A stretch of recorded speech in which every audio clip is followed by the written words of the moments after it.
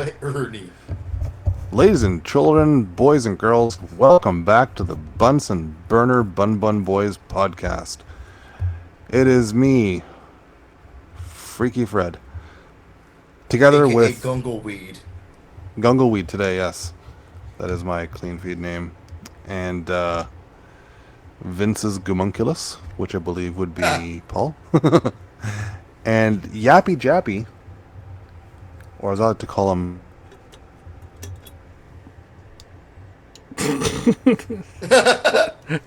What? Did he just disappear? Did he Yeah. disappear at the perfect moment? I Yeah. love when that happens. That's hilarious. Does that ever happen to you when you're like watching YouTube or something, and like it'll like you don't have the screen on and you're listening to a podcast and they stop at like the right moment? Mm-mm. That never happens to you. It always happens to me, where I'm listening to something and then like I think they're pausing for effect, but then the video just freezes. But they pause like it freezes at the perfect moment, just like right now.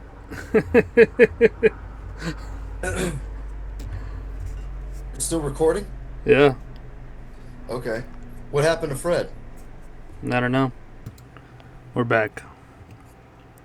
yeah, this is me, Freaky Fred, and we have Vince's Gununculus, which is our good friend Paul, and Yappy Jappy, or as I prefer, Rusty Dan, because of his raspy voice today. What's It's going on, true, I'm Dan? sick. It seems like every time I'm gonna play a show with Galicia, about 2 weeks prior to the show, I get sick. It's This is the true. fourth show that we've had that we're gonna have this year. This is the fourth time that I've been sick this year. 2 weeks prior to the show. This has happened every time this year. That's kind of nuts. I don't know what Do the you deal do is you with that. recover in time for the show at least? Not fully, Uh, no, but I do it anyways. well, yeah, Just you like can't I'm just. here anyways. I requested we do this tomorrow, but I'm here anyways. Real trooper. I was fine with tomorrow. It's all Paul. Yeah, I Yeah. know. It's always all Paul. Little jerk. You little goomunculus. So Vince goos and you're the little creature that grows out of the goo? Ew. Oh God, That's your goomunculus voice. that's terrifying. Yeah, Fred, you missed it. The reason I picked the name Yappy Jappy is because when we were done talking to Cock, uh, because he talked a lot, and then I said something like I should call you Yappy Jappy. I don't know if you thought that was funny or not. Paul thought it was hilarious. I like it. What the fuck is Gungleweed? I don't know. I just made it up. Okay, that's good. It kind of sounds cool. It sounds like jungle weed. It sounds like it's supposed to be something, right? yeah. It's kind of an interesting name. Like it really isn't, but it sounds like it's supposed to be something. Um, word to the kids. If your friend's ex-girlfriend hits you up, do not engage. That would be disloyal. You don't want to do that, do you? Uh-oh. What Mm-hmm. happened? What happened? Nothing that I'm gonna get into too much. Let's just say. Just that happened. Let's just say Dan's loyal. That's Oh, it. Yeah, legit. that's it. Because Legit. I feel like a lot of the time I won't say who, but I was talking to somebody else and they're like, "Oh, yeah, that happened to me, but I went all the way." I'm like, it's not too nice. That's not kosher. Yeah, it's not kosher. It's not brochure. It's not brochure. That's true. That is true. Brochure. I feel like people sort of don't. Well, I know somebody else who did the same thing, and well, probably a few other people that do the same thing. But it's like, is that who you really want to be? It's like in Joe Dirt. Is this where you want to be when Jesus comes back? It's like, do you have no scruples? Do you have no does friendship mean nothing to you that you're willing to just kind of go, I'll do whatever I want. Fuck it, I'll do whatever I want. I don't, you know, you got there's got to be some kind of some brain. There's got to be some soul in your brain and body Just that be makes classy. you. Yeah. I think all the people who listen to the show are classy people and understand everything that we're saying. I would hope so. Yeah, the I think so pigs. too. Yeah, our favorite little piggies. Oh, I love it. I was talking to one of our piggies over the weekend. I won't say his name because I don't actually know his name. Younger guy. Um, So It's more like he can't say his name. I can't say his name. He's an Instagram guy who was chatting with me. He bought some stuff. Oh, he actually Finally, bought something. he spent actually a cool amount of money in the friggin' Bunsen burner store. Well, Um, Thanks, yeah, he was unknown. yeah he was really like giving us the appreciation. He was like, man, I've learned so much stuff from you guys, and he's like, you guys are like one of the funniest metal YouTubers that are around, and he was kind of just giving us the good old thanks, guys. And so The good I old thank right you, on. glaze. listener. The good old glaze, that's right. And he even said, he's like, ah, I'm dick riding. I'm like, that's all right. Do tricks on him, bro. Bro. I was gonna say slip it back in while giggling, but maybe that's too far.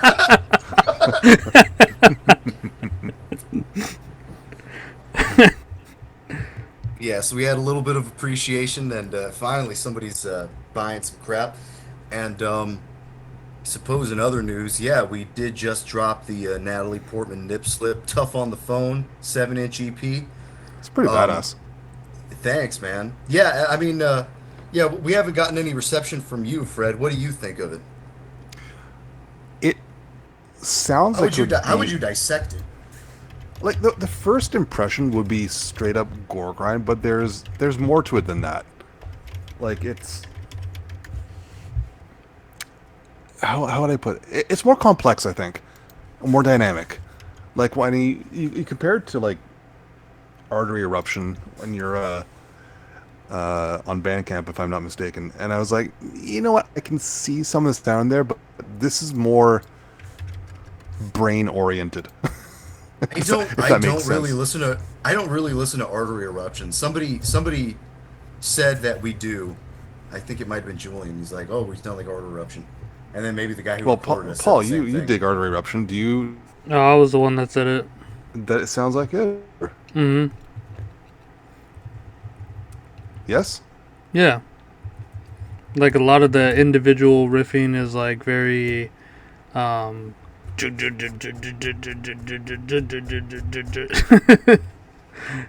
but put all together it's like IQ's genius. Yeah, Hmm. I mean, because when you say gore grind, like, I don't think it sounds anything like Carcass whatsoever. So maybe that's sort of out. No, not Carcass, but like, hmm. I don't know. It just struck me as more dynamic than what I would have expected from this sort of music, if that makes any sense. Yeah, well, I mean, it's us. You know, we critique music, and we talk about what we want to do, and then you kind of see the final product of what it is that we wanted to do. You know, I it's don't know. Maybe it's basically the fact making that music that we want to hear in certain maybe it's ways. just the fact that it's well mixed and the drums are, I mean, real for one, because there's a lot of this style that uses a drum machine, or at least the drums don't sound good, and they sound good on this. But like it, I suck at describing music, which is incredible because I've been on a music podcast for 120 episodes now. Right, Um, right. but like, I'm in the same boat. at least you can talk about musical terms. Um, it feels like it shifts between genres almost. Like there is definite gore grind, brutal death elements in there, but Like also bowel stew, switches to Paul's favorite. yeah, Mm-hmm. Hmm. but it still has a dynamic feel to it. Because I found like a lot of brutal death. Maybe brutal death is better descriptive than gore grind, but it doesn't feel as dynamic. It feels like it's very stuck in its ways, and you kind of feel like you know what's going to happen next. This at least throws twists and turns at you, kind of like the logo. Yeah, it's a Paul made logo. He's like, it looks like alien sentence or something. It does look alien. So is the word actually in there? Yeah, I No, think so. Oh, no, it's not? I thought it was. Oh, hell maybe it's no. not. Hell no, I'm it's not just that crap. talented. If you look at the first little symbol, it kind of looks like an N. So it looks like a lowercase N. So Well, I saw you like could right in the middle. It looks like an L. I was like, I guess that's where. Let's scratch that. Yeah, it is in there. Also, if you look to the right in the middle, but on the right side, it looks like there's like a half smiley face head thing with like a neck. Oh yeah, I see that. It looks kind of weird. Yeah, it's just a bunch of weird ass symbols. Well, Yeah, but that's even better because it really looks alien, and now we know that in fact it is alien. I would say probably that I didn't even write this on the like for fans of list, but I think probably the number one thing that you could compare this to is Disgorge Mexico, probably. Hmm. Is that wrong? What do you think about that, Paul? No, yeah, definitely with some of the vocals and stuff. Mhm. Well, I think musically, because I always found Disgorge Mexico to be like just really dynamic and like not just the opposite of generic Yeah. as far as like gore grind goes. Yeah, so I wrote here, I wrote torso fuck. I think the European gore style of gore grind from the like late 2000s is probably very important for what those people would be looking for. Mm. Also, catasexual urge motivation. Julian said that.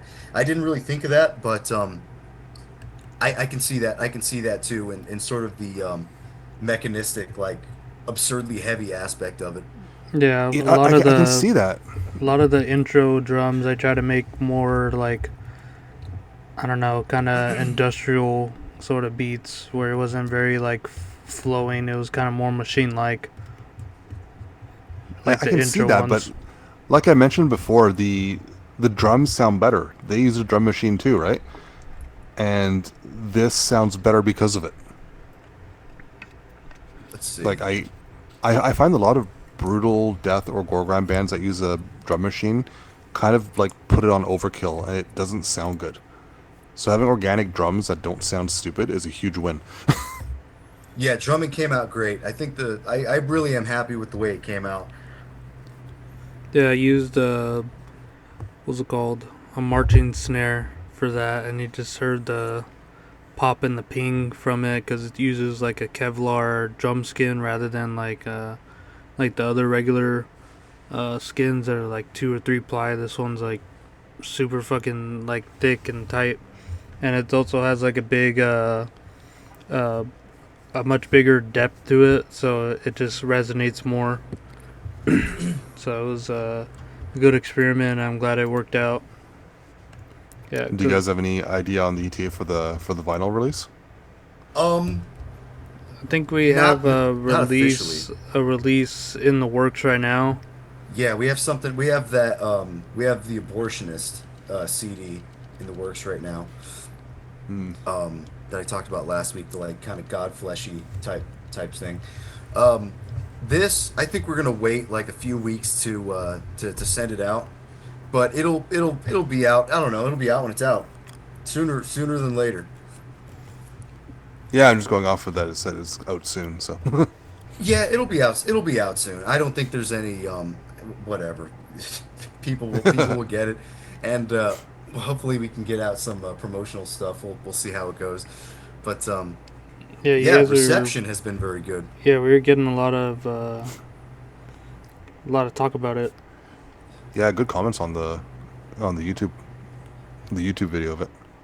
Some YouTube comments. The guy from NSC checked it out. He recognized the young ones. It wasn't the young ones, but he recognized the actors. Somebody else said the same thing. They're like, "Oh, the young ones." I'm like, well, not quite, but good ear. You got Rick and Abe. Those are pretty good. Got the Jub shout out on post. Yeah, we got Jub. Jub liked it. I'm surprised. I think this is the first time that Jub has like on his own endorsed our shit. So that's cool. The I don't know who Chain of Webs is. That abbreviates to cow though, but Right? um, the description is like spot on, brutal, melodic, and groovy. And I think that's what I'm referring to when I'm saying it's dynamic, because it goes from brutal and there is melody, and it does have groovier parts. I don't know if I'd call it specifically groove, but it's able to settle to different tempos. Isn't the right word, but you get what I mean. Different Yeah, yeah. incarnations of itself. Yeah. Well, I think me and Paul are kind of on the same page with this. Um, in the beginning, I really didn't have an idea for like to add melodic parts, but he wanted me to, and I guess it worked out just because it's like, why would I do anything without melodic parts? Like at this point in writing, it just why? It's like I feel like there's so many bands out there that just have the dissonance, and you know, Yeah, I just like the variety there because we like a bunch of different stuff within this genre, and so you know, why wouldn't we do all of it at you know the way we can? yeah. The Yeah, Galician gore grind. Well, I I think that's where suppose it so. comes down to like not letting yourself be bound in by whatever the genre necessarily expects, right? I think Yeah, once you break free of those chains, your stuff can really take on a life of its own. I think I you've will kind of say, gotten to there with this and multiple other projects, right? yeah, I will say there is it's not a total free for all. It's not like any of these riffs are going to be comfortable on like a black metal album or anything like that, or like a heavy metal album or something. Because no influence was taken really outside of death metal or gore grind for that matter. Let's just call gore grind like a subgenre of death metal. But there was no influence outside of death metal basically, Hmm. in everything that encapsulates. So there's nothing that's too outside of what death metal people would be into, and which Sure, is but it does take from across the spectrum of death metal, right? yeah, totally. It just doesn't go outside that, but still, with that, you can get a lot of range from Well, going, yeah, but that's you the know. thing, right? Like most brutal death metal bands don't take from across the spectrum of death metal, and most I know. melodic death metal bands won't pull from gore grind, right? So, Yeah. Somebody sent a message. They were saying like, oh, this kind of it like gives me a spark of that brutal death metal is like not completely dead or not completely stagnant. Yeah, I guess people good were just compliment. happy that this was an original sounding thing, Yeah. basically, and kind of wacky and kind of yeah, people appreciate how all over the place. I think a lot of people are looking for stuff like this, and it just doesn't exist. So Yeah, sometimes our job is to, you know, has a ton of personality from the cover to the logo to the band names to the song titles. song titles to the Yeah, fucking the pictures on the back. Yeah. yeah, yeah, yeah. Everything sort of falls into place, and nothing's really there. It's not like one piece of this is creative and one piece is a generic, like piece of shit. Um, I think that's just the way you have to do it. You have to be you know, you can take influence from like generic, or more generic ideas within metal and like within your own subgenre, but you just have to find ways to be creative with that. And I think there's still ways for. I even told Jub this. He was like, uh, whatever, commenting on this, and I told him I said I think there's still like generative potential in gore grind because it's almost like a lawless subgenre. You can kind of do a lot of different things. And with the tag of like brutal death metal gore grind, that's even broader. So you can kind of do it's almost limitless what you can do with that. Yeah. Yeah. What some of these other things that I put on the for fans of list, Lymphatic Phlegm from Brazil. You a fan of them, Fred? Do you know that band? Don't think I've listened to them. I know the name, but I haven't listened to them. Really? Really, it's really interesting stuff. It is nasty gore grind, but the guitars are like it could almost be a melodic death metal band, but not a generic Really? one. Like it's got its own sound. It's very interesting stuff. Oh, they have a lot of stuff. Wow. Well, the full lengths, I would say like the first two or three full lengths check out. Yeah, no, I'm just looking at all the splits they have. Yeah. They have so many Yeah, splits; it's hard probably to see where the full lengths are. There right. I we think their go. first one is maybe 99. I'm not sure. Let's see. 2002, That's interesting. Pathogenesis Infest Phlegm Sepia. Yeah, Sepsia. that's kind of it's some nasty stuff, but it is really original It's not it could be called melodic death metal, but it's not what you would expect at all. It's got its own thing going on. So yeah, totally check out Lymphatic Phlegm. I know that's like been a classic for a lot of people for a long time. Yeah, no, it's that's good to know because when it comes to gore grind, it's good to have someone on the inside like you guys because I know that when I hear good gore grind and I like it, I really like it, but there's so much garbage out there. There's a lot of noise out there. I mean, the noise Yeah, stuff is cool, but sometimes I want actual substance over like an artistic piece. You know what I mean? yeah. I guess that's a better way of putting it than garbage because like it's just not what I'm into, but they do incorporate that Artistic piece noise. versus garbage, those are two different ways of saying the same thing. No, but like it's true. Like there's a lot of noise influence sometimes on some of these bands, and it's just not something that appeals to me. But Yeah. if there's actual riffs that they're not afraid of dipping into death metal more, then that's more for me. Yeah. I also put Disgorged, which was the band that we covered a few episodes back, and it didn't even hit me until we were we were mixing it, and I was like, this kind of reminds me of Disgorged. If you guys recall what that sounded like, that was that Hideous Wake, that like '93 brutal death metal thing. It had like tiny little hints of melody in it. Yeah, yeah, I can Yeah. see that. That's Also put that was that's a really good band. I mean, I have their compilation has all the Disgorged and nice. the Phantasmagoria demo. I think that's what they were called Hmm. before. No, it's really cool. See, But I also I put I Kadath. Kadath. You ever heard Kadath, Fred? I don't know. Have I? I don't know. You'd like it. I guess you might not have. Let's see. Yeah, gotta They're do from another brutal block. yeah. The They're from German one, they're the one Kadath. from Germany. From Germany. Oh So, yes, I've seen oh, this you do know before. this band. I've listened to this. Cruel is. I can't remember Cruel. much about what it sounds like, but I remember I've heard this. It's pretty stellar songwriting type of early brutal, or not even early brutal. It kind of reminds me of Neuraxis a little bit. Would that be Hmm. acceptable, Paul? Mm, Not quite. I don't know. Paul does not give a Neuraxis. seal of approval on that one. I don't know. Neuraxis is. Too good. Yeah, they're amazing. All right, more Neuraxis next time. I also wrote Photopsy, who we covered on the show too. I think that with them, it is more like sonically and their sense of humor, and Hmm. also their kind of like they do change a lot, but they're not really melodic at all. But they do have a lot of like um, parts that we called like these are like new metal riffs. And there's a couple parts on our thing that are ridiculous enough that it would be like, oh, the new metal riff, the corn riff. Yeah, I think what's it called? Cerebral hemorrhage and mortal decay for like their more like weirder parts where we kind of sound a bit like Finnish or something. Hmm. Yeah, yeah. Like I feel like a lot of bands started to do the Finnish thing, but none of them really like a lot of the retro bands coming back doing the old school brutal death or the old school death metal thing in general.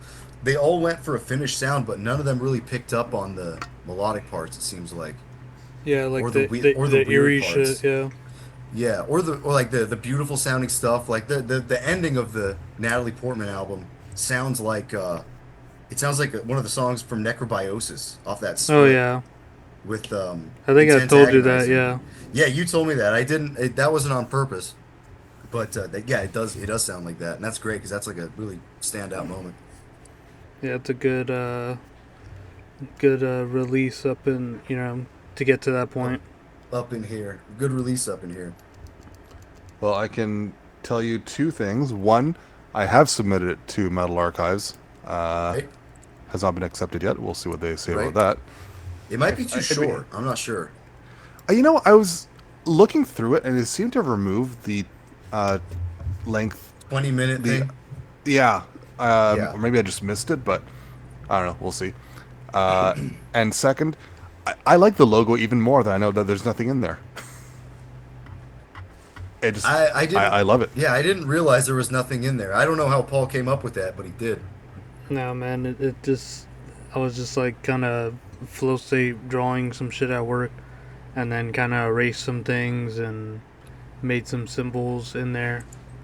It was I don't know. I made that shit like in 2022, a long time ago. Really? Yeah, Huh. It does yeah. look really alien. I It love was like when I it. first got there at my job. I was like doing that shit. Think I had Well, like no cool. more work to do, and I was like, let me draw some shit. Fuck it. I'm glad we're able to use it. Yeah, me too. I love that Dan did know those. It didn't actually have the name in there Yeah, until because No, I I just don't could now. know. I could see like the torrent sign right there on the left. That could be like an N upside down, and then the L in the middle. That's like the two lines. Making it in the negative space. But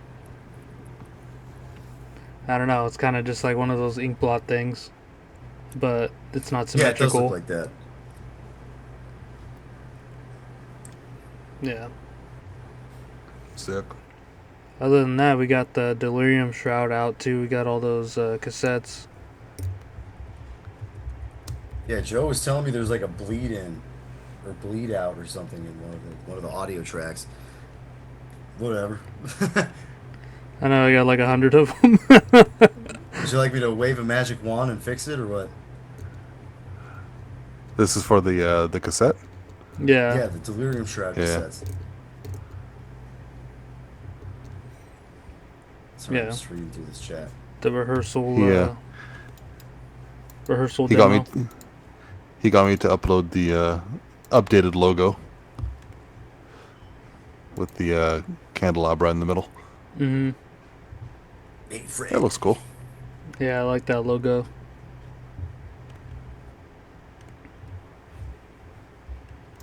My tank top hat Well, on. It's too hot in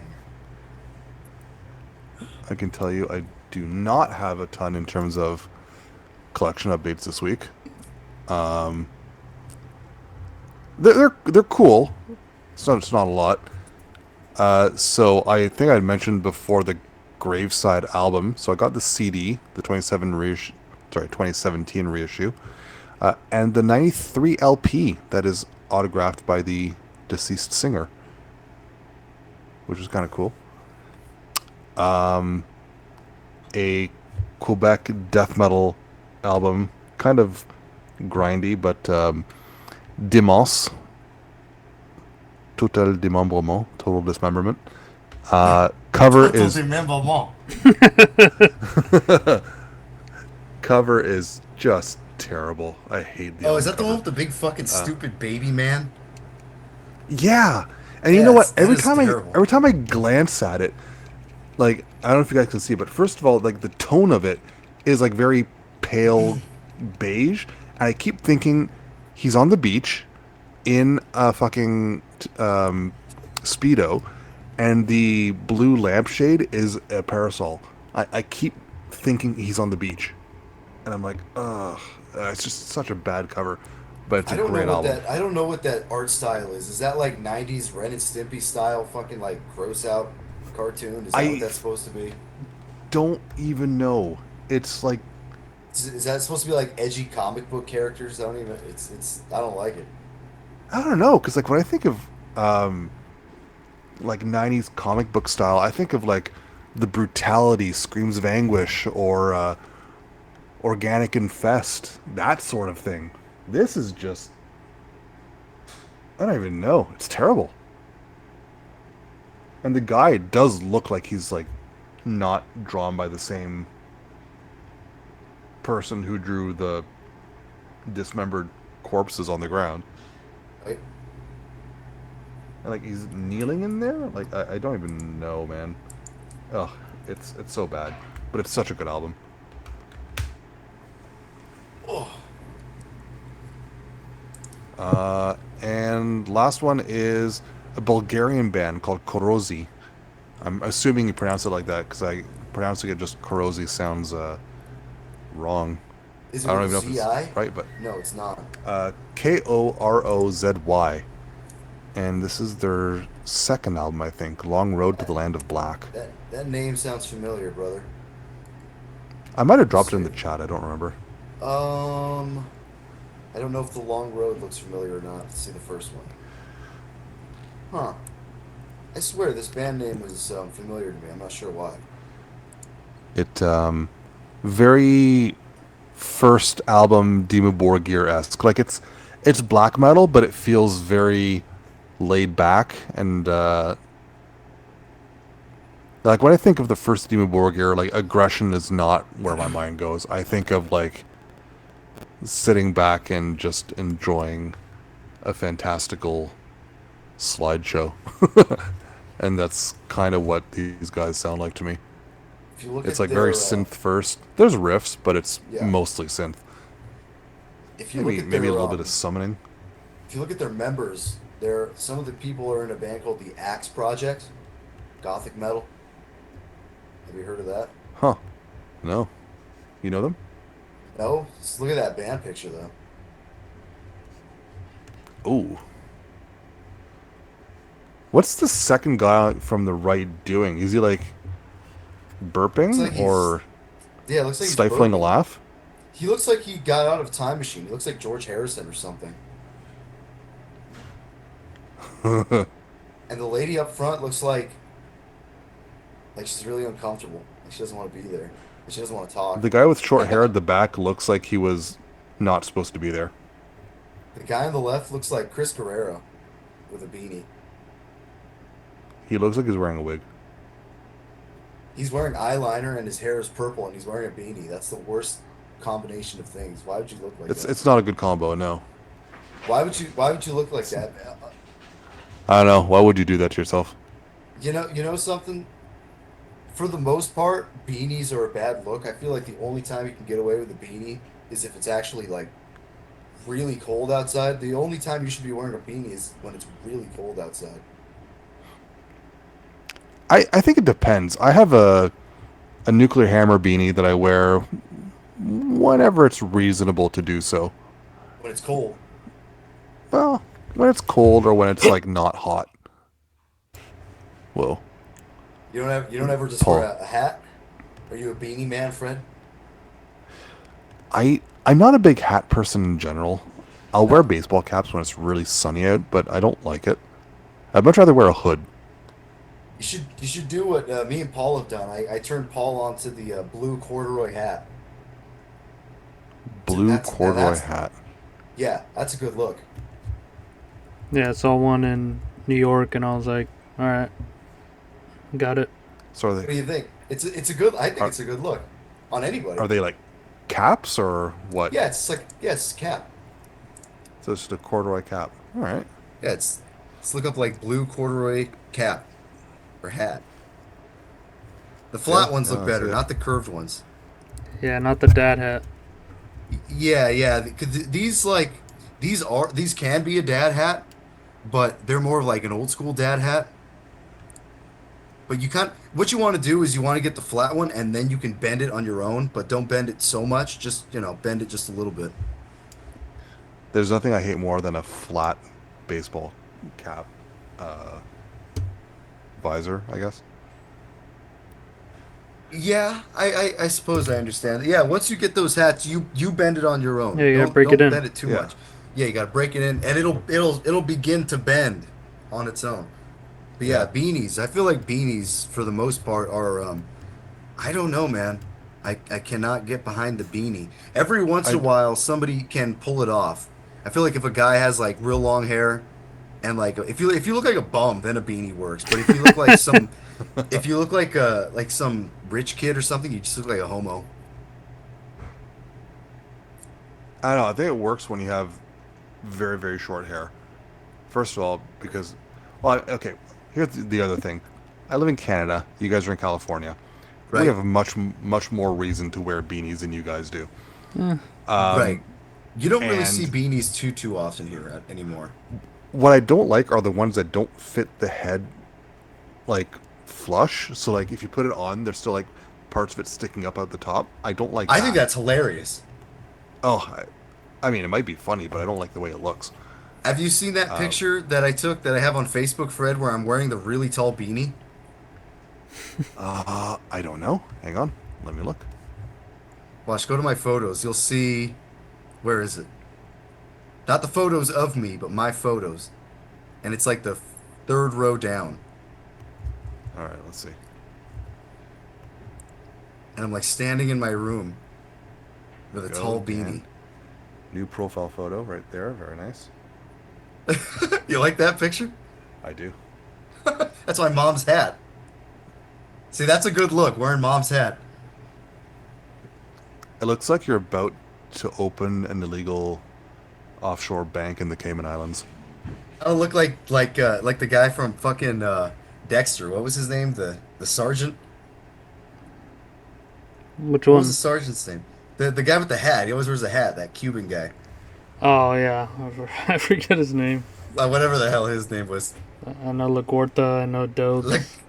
not Dokes, not Laguarta. Fred, you don't see that tall beanie picture? It's the third row I down. photos If of you go to Dan or dance photos. It wouldn't be. my There we photos, go. yeah. Third row down, fourth picture in. Third row down, fourth Oh, picture in. Batista. I Yeah, Batista. I see a black and white photo of a guy looking shocked. That's Ricky Ricardo from Everybody Loves Lucy. Or I Love He's Lucy, next to the whatever. Gungan. Oh wait, there it is. Yeah, Yeah, that is bulbous. that's a big tall beanie. That looks Yep. hilarious. You like my dog? He posed too. Yeah, no, he's right in there. Somebody left a comment. It He's says, "Clean your room, you filthy animal." The grandpa room. uh, Yeah, clean your grandpa room. I mean, it does look like your left foot is standing in a garbage can. I think there's a bag on the floor. There's a bag or something on the floor. There's like shit all over the place. You see like clothes and shit. My room was a mess. Is that a wormed poster at the back right behind the white guitar? Yeah, it's a wormed flag. Oh, okay. And on the other side, you can kind of see Axis of Advanced landline vinyl. Speaking of that, I just got the Intro. CD of that Nice. Sweet. and the shirt from the Indians. The Indians. Yeah, the Indians made it. They made an Axis of Advanced t-shirt? Yeah. Oh, okay. I just got a Landline Photopsy was t-shirt my from some Indians. Landline was my first introduction to Axis or Sacramentary. Yeah, this Did you one's find it too raw? Kali Yuga Conspiracies. That's the label that put it out.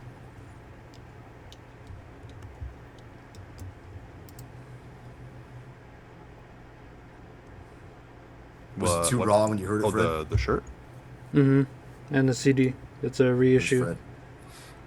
No, no, Uh, the I didn't know they the issued the CD. landline. Mm-hmm. No, it wasn't too raw. It was just the first thing I heard from them, and I'm like, this is dark. The only thing I wasn't too fond of was the Sacrifice cover. I didn't feel like it fit very well. I like it more now, but Axis have their own style enough that a cover sticks out like a sore thumb. It's a good cover, but it doesn't fit. It's like- kind of strange.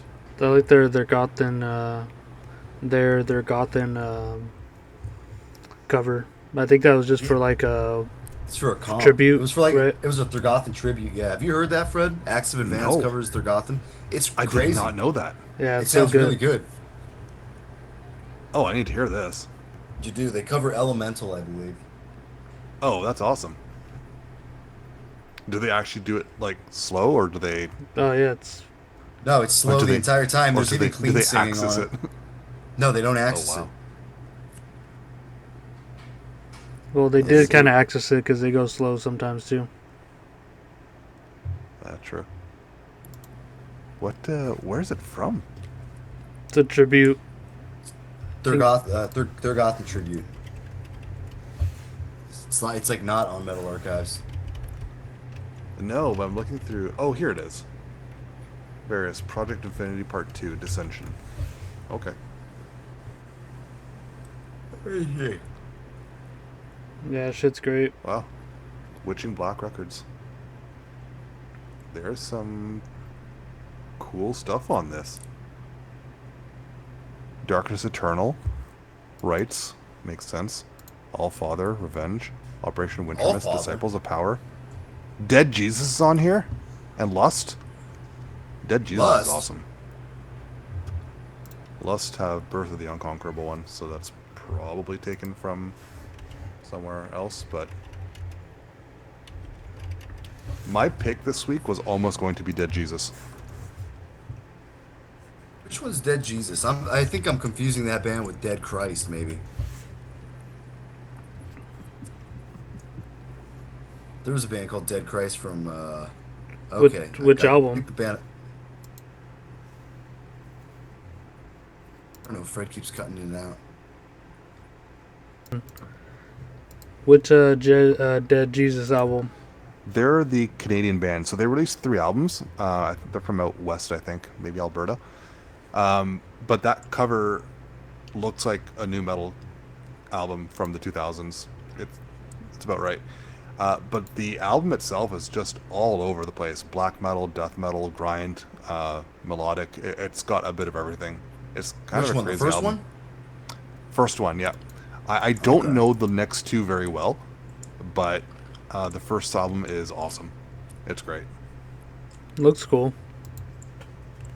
I find like the cover looks like a Stained album or something. I don't know. It's just very like faceless. I love Stained. It kind of looks like a dude singing live with the mic in his right hand. Yeah, it looks like a fat guy yelling into a mic, Yeah, but then he's got there's like like a a skull girl, mask on. and there's like a Oh. lady behind him. Oh Well, yeah. thanks. I can't unsee that now. Or it could be a little devil playing a horn. Or a sloth. It could be a sloth. You see it too? Yeah. Well, yeah, Somebody I'll Uh, asked me. definitely check this out then. yeah, they're pretty. I know I dropped it somewhere in our chat at some point because I You did. picked I this up remember. a couple Yeah, I years ago. remember this now. Yeah. Somebody asked me yesterday if what do you call it? If the Natalie Portman thing was influenced by Lividity. Not Hmm? immediately, but I think in spirit, yes, because they're kind of like a grindy death porn grind kind of thing. Um, and then like I was listening to the Clitoral Decay album from Lividity, and there was this kind of like promo thing on the side, and it had some band names. And there was a band. I wasn't sure if this was a band name because the name is strange. It's called Four Seats for Invalids. Ever heard of that? I don't think so. It's a Czech death grind band. And I looked it up, and what do you know? Bestial Conclave, he fucking uploaded it. So I'm like, I made it. I said I made it, dude. And then I looked them up on Metal Archives, and there's a review by Nocturne. It says, "Two is gay. The obliteration of humanity is gay." All right. The obliteration of humanity is actually better than this, in my opinion. I heard it yesterday. It's pretty good, but it's kind of just grindy, like not even death, like just grindcore, kind of Hmm. like kind of like early carbonized or something, or like sounds very Swedish. It's like early carbonized or like the Swedish absurd or what else would sound like that? I don't know. Whatever, grindcore, some kind of grindcore, Hmm. but decent stuff. Also, I was really interested in this band. I think you guys probably are both familiar. Judecca, you know them? Oh yeah. Yeah. What do you think of Judecca, Fred? Love them. Beyond What the Eyes Can't See is fantastic. I think it's one of the most underrated albums in American death metal. The EPs slash demos, there's hit and miss in there. Mm-hmm. I thought Awakened was okay, but a bit weak sounding. Weak Um, sounding. yeah, I don't know. Maybe it was just a mix issue, but it didn't sound like it had much oomph behind it. Sorry, not Awakened. Scenes. Scenes Oh felt a yeah, bit. scenes. I like scenes. Yeah, no, I like it too, but compared to Beyond, well, not even close. Beyond Huh. is fantastic.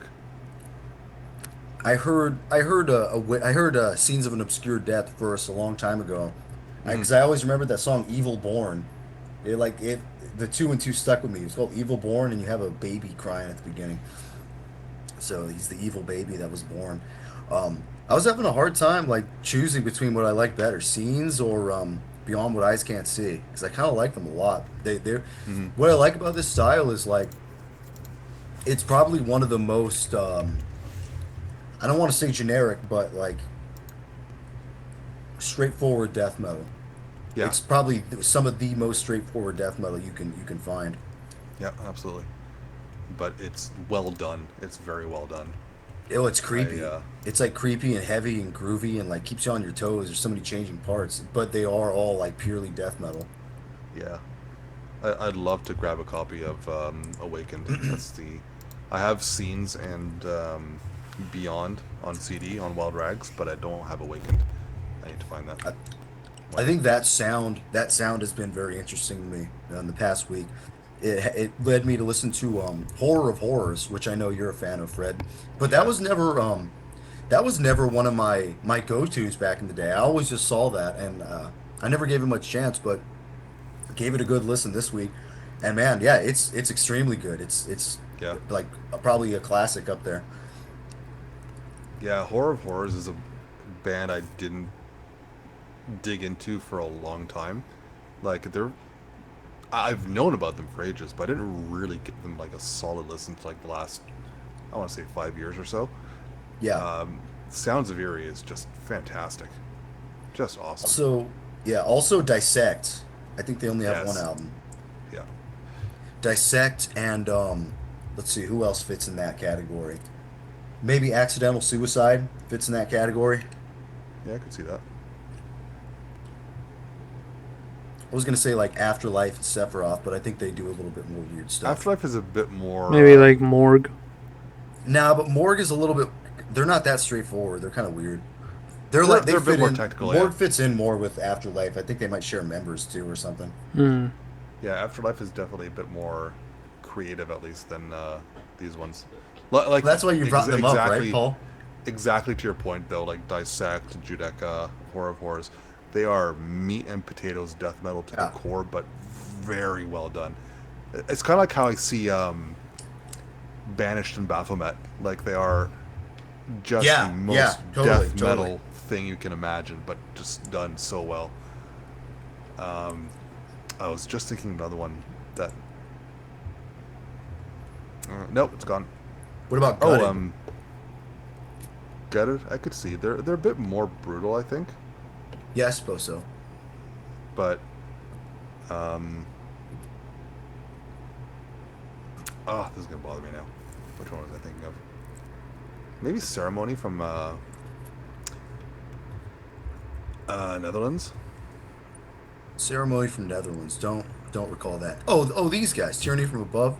Yeah, Nah, this was a little bit crazy. This wasn't. I don't think this is two meat and potatoes. This is a little bit wild. it's a bit more deicide maybe, I guess. Oh shit, there's Yeah. an album this year. What? How is that possible? Apparently they're They still used together. AI album art. It doesn't look very good. Yeah, that's not great. I wonder if anybody's ever going to hear this. Apparently it came out on vinyl. No Dust Records? Who is No Dust Records? No idea. Dutch metal and hard rock? That's kind I of knew crazy about that. I knew about the album from 2019. I never really got a chance to listen to it, Huh. but Tyranny from Above, I love that album. I think I you're just right. went to It's a bit more deicide feral, I guess, than the other ones we are talking about. But it's I like it. yeah, I want some of that. I want some of that stripped down stuff. I want something Judecca style. That might be where just shit on Wild Rags comes into play. Like Like like what? they kind of specialized in meat and potatoes sort of thing. They weren't necessarily always the best, but my god, I enjoyed them. Um, there was Nuke Tameron, uh, World That Time Forgot, uh, Life into Ever Black from Rise. That one's pretty cool. What else? I'm just scrolling through what I have on Wild Rags. Yeah, the new Tamron is pretty cool, actually.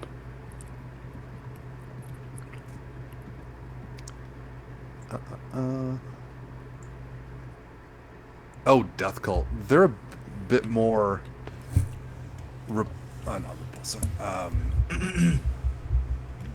Maybe a bit more pestilence at times, but Death Cult is really, really good.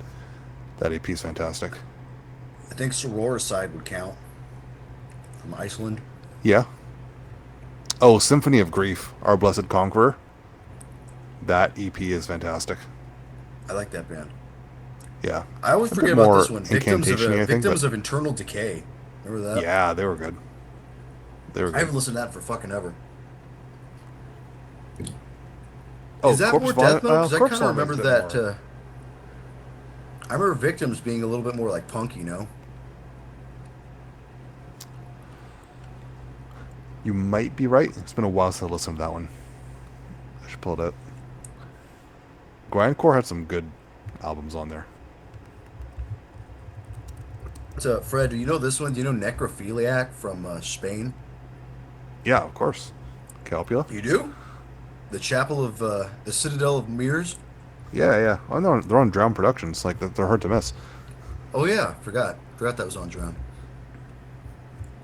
That's kind of a pretty stripped down one, no? Yeah, yeah, it is. I remember really liking that one. It's been a long time since I've heard it though. You know, ever heard? Oh, we might have spoken about this before, but From Far Beyond from Ferritrum.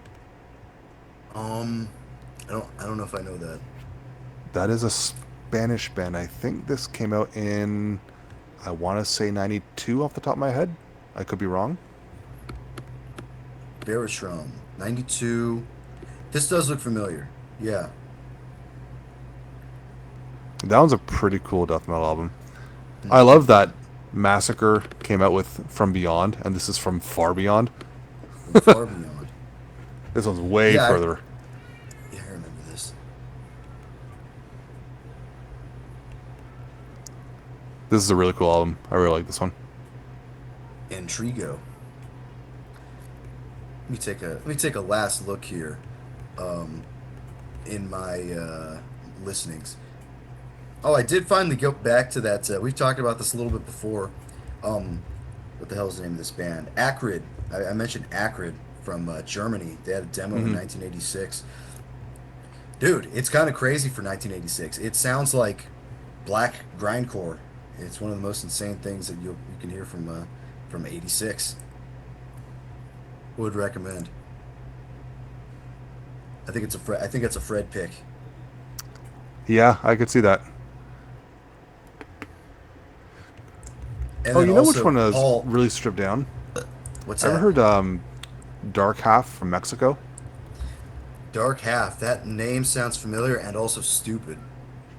Dark It's Half. not the best. It's not the best title ever.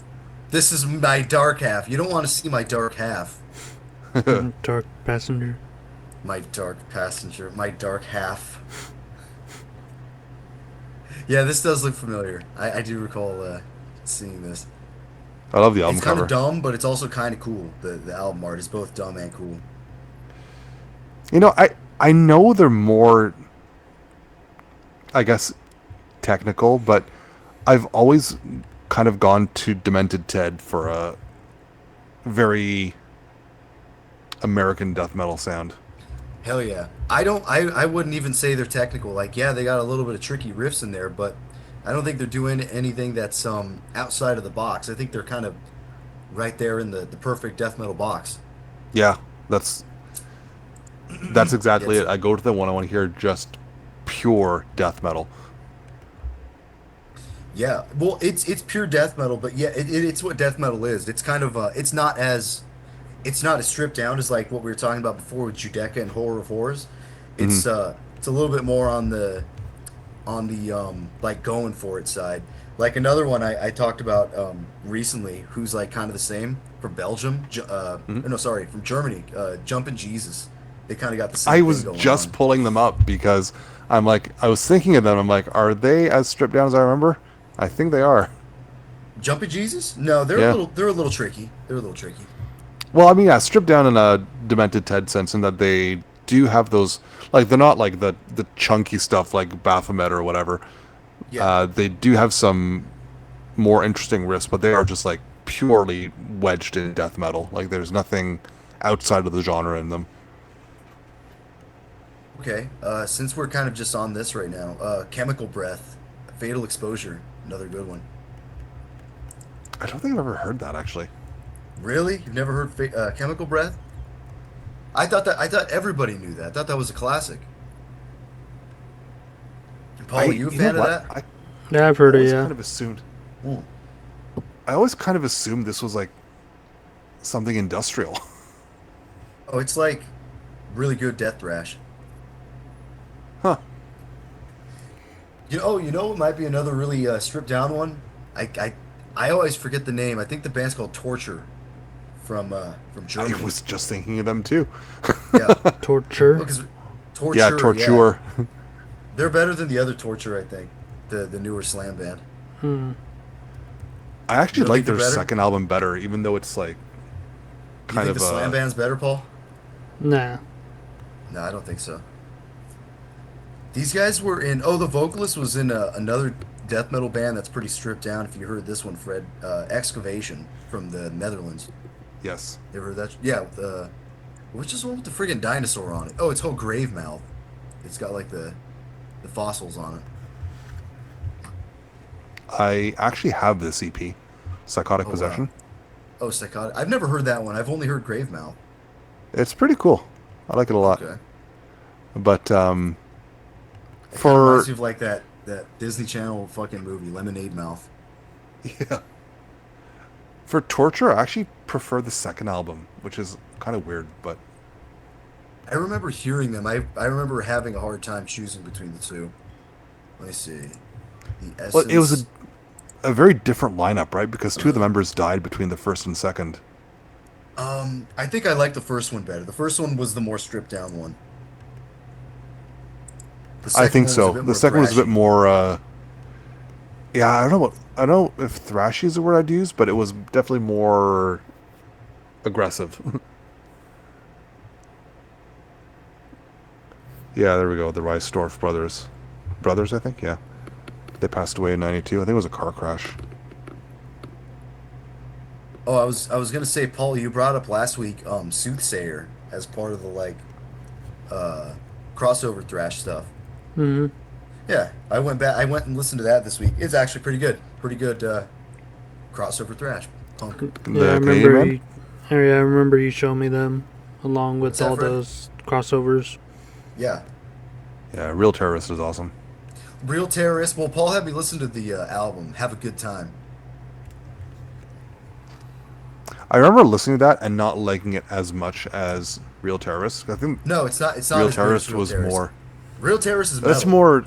This one's more Yeah, punk. it's more straightforward thrash. Yeah. Yeah.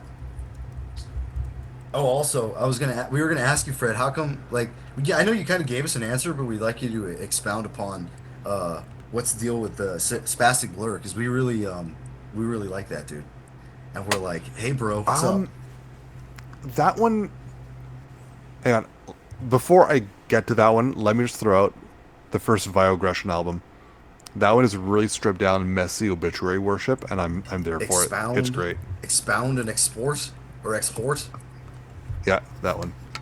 That's a good one, I like that one. Anyways, oh, Crucifixion was cool too. They're more like Infestor, especially on Desert. Anyways, right? Spastic Blur, it felt like a gimmick that went for too long. Like Yeah, but they what's the gimmick though? uh, goofiness. Like it was too goofy. Like there wasn't enough meat to it for me. I did like some of the I don't know if it's acoustic or unplugged guitar playing, which was a bit interesting. And hang on, let me pull up the track list because I wasn't planning on. Going back to this, you weren't actually planning on talking about it No, I was hoping ever. to avoid this I conversation. know, I know, I know. Um, let's see.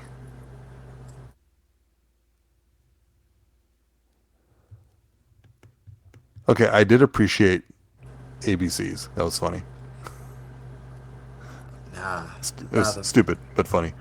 Um, but yeah, I don't know. It felt like it was like too much goofy between the actual like metal parts that I enjoyed.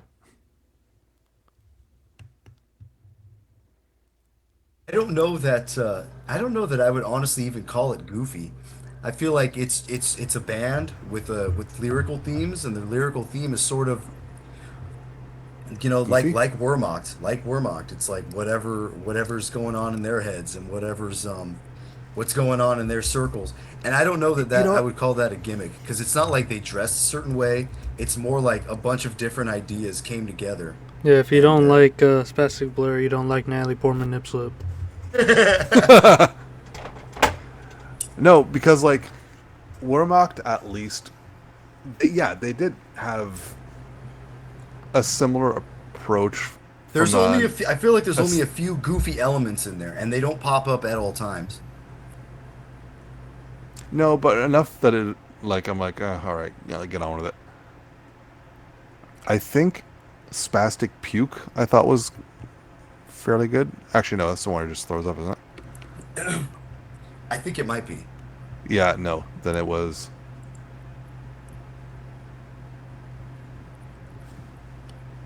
No, that's the one.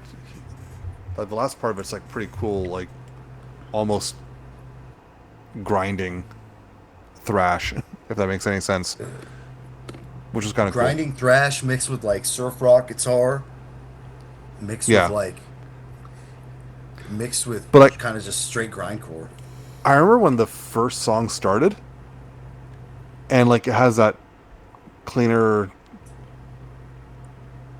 I don't know what kind of guitar this would be. Is it unplugged or is it acoustic? I don't see. This is why I I'm think it's just terrible. a clean setting. Yeah. So like I thought that sounded great, and I was like kind of ready for that to kick into actual metal, Right, and it kind of did. And I remember being like kind of underwhelmed by what came out of it. right. Um, yeah, I don't know. It just didn't feel as fleshed out as Wehrmacht. This felt like a bunch of ideas thrown together that didn't feel terribly cohesive. And there's some parts I found entertaining, some that I didn't. But Wehrmacht was very much like a thrash crossover album, start to finish, that I could get behind because the whole thing was thematic, relevant, and consistent. I'm playing it again, like "He Not a Home," the second song. Right. I thought they had just started the first track over again. I think you are right about there kind of isn't a cohesiveness. Like there's certain things that they did that shows up on all the songs, but Mm-hmm. yeah, there kind of isn't cohesion in certain ways. But I mean, maybe that's why they did just one album. It's like they kind of made their statement, and they're out of here. They fucked off. Same with Warmock. They did two albums. One was great. The next one was a bit more experimental, also great. But they were done. But I think that's the thing though, right? Like for Spastic Blur's approach, I can respect it because it definitely did all sorts of ideas into it. But I just wasn't necessarily into all the ideas they threw in there. And some parts I enjoyed and some I didn't. So the result was kind of middling for me. I'm like, it's okay. Some parts are cool, some parts aren't. Whereas Wehrmacht hit a sound I like and just kind of stuck with it the whole way through. So I didn't have much to complain about there. Acceptable. All right. So we got Fred's final words on that. Anything else you guys want to get to before we go off to break? Yeah, I Uh, finally finished watching Breaking Bad and El Camino. Okay. How's Um, that?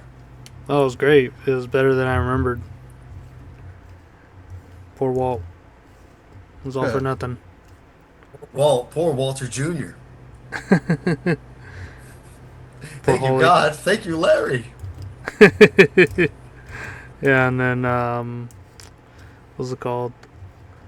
I was like, oh, what should I get into next? Because I saw that besides Young Dexter, which is the what was it, Original Sin or whatever. There's like a new one called like Yeah. Resurrection that apparently takes place after New Blood. Yeah. So and people are saying that one's really good, but it's only on Paramount. So I was like, oh, should I get that or Crunchyroll? And now I'm all on Crunchyroll, so I'm gonna turn into one of those anime profile people.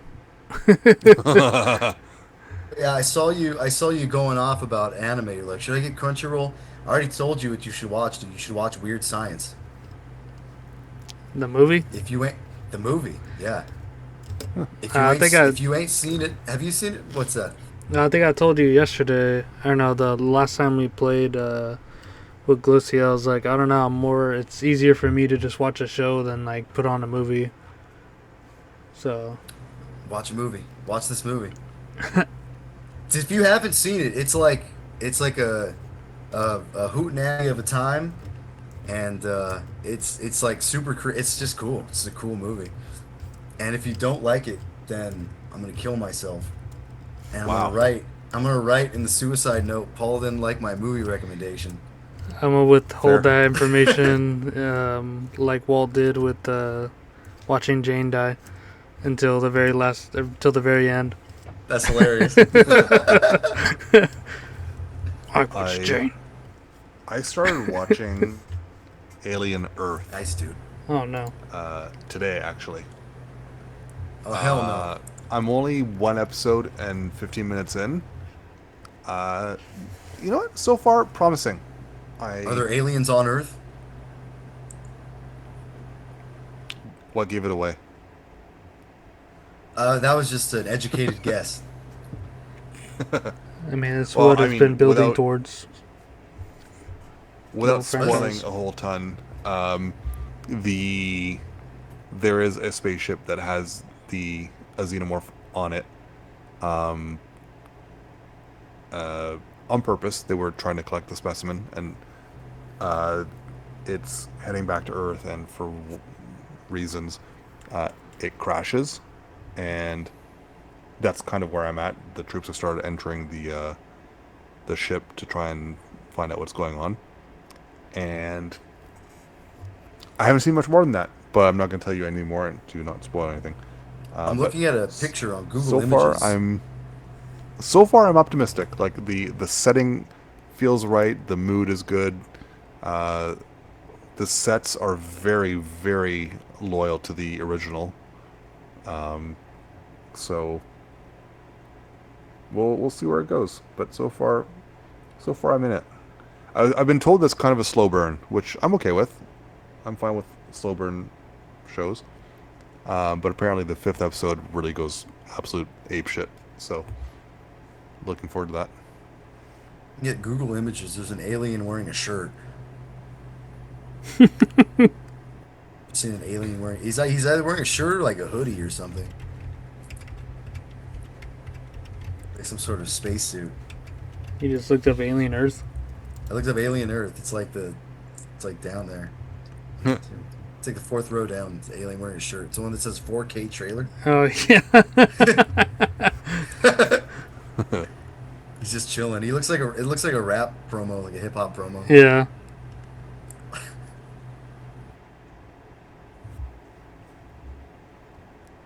Guitar's ready for break. I think so. Mhm. All right. Break. Keep fucking supporting the BBR podcast. Pigs. All right, we're back from the break, and Fred, Oh, what are we movie all covering? day. Before we go to what we're covering today, you guys ever heard of Useless Farm? Mm-mm. Oh, Channel on, I assume, multiple platforms, but I mostly see it on YouTube.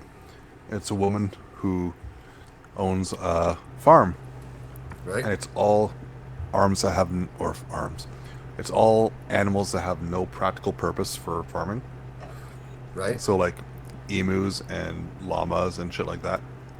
And she's constantly getting attacked by this one emu called Karen. So she's walking along, telling stories about these animals, and suddenly, like, this emu will just randomly attack her. But she's figured out how to stop it. She kind of holds her arm out, like she's force choking it, and like it just like bumps into her arm, and it kind of just walks away. Worth watching. Very entertaining. There has Useless to be farm. a use for emus, no? Can't use their fur and you could use their eggs. You could eat their eggs, emu eggs. Presumably, but Llamas, I think the llamas, you can use their fur. I think the problem with emu eggs is not necessarily the fact you can't eat them so much as the quantity they don't produce. You can't eat them? You can eat them, I think, but they don't produce enough to be useful. Yeah, I think you're right about that. And I'm sure you can use llama fur for something, but I've never heard of anyone selling llama for anything, and there must be a reason Yeah. for that. Or I no, don't know what that's the reason is, alpacas. but Alpacas are the ones that use the fur. maybe. Why do people even have llamas? I don't know, because they spit at people. They do. I have seen Racial that happen sensitivity. to my own father, actually. Your father got spit on by a llama? Yep. Oh, it's disgusting. Well, He didn't. so happens when you get He's too okay. close. He's all right, right? Yeah, he made it. Okay, good. Anyways, what we're here Anyways,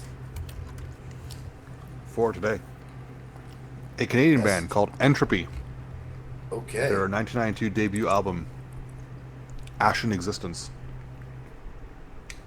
And, yeah, I figured it'd be an interesting one. It is an album that, when I first saw it in a secondhand store, I kind of ignored it because the cover looked like some hair metal or something. I was like, all right, whatever. And later I looked it up, realized it was actually Thrash, and decided, all right, went back, picked it up, and it's pretty sick. Like it's definitely rooted in thrash, but there's elements of death metal. There's elements of even some prog. Like it's very, but in a good way. And yeah, I thought it'd be an interesting. I wanted to do something Canadian because I've been kind of diving deep into Canadian metal lately, and Right?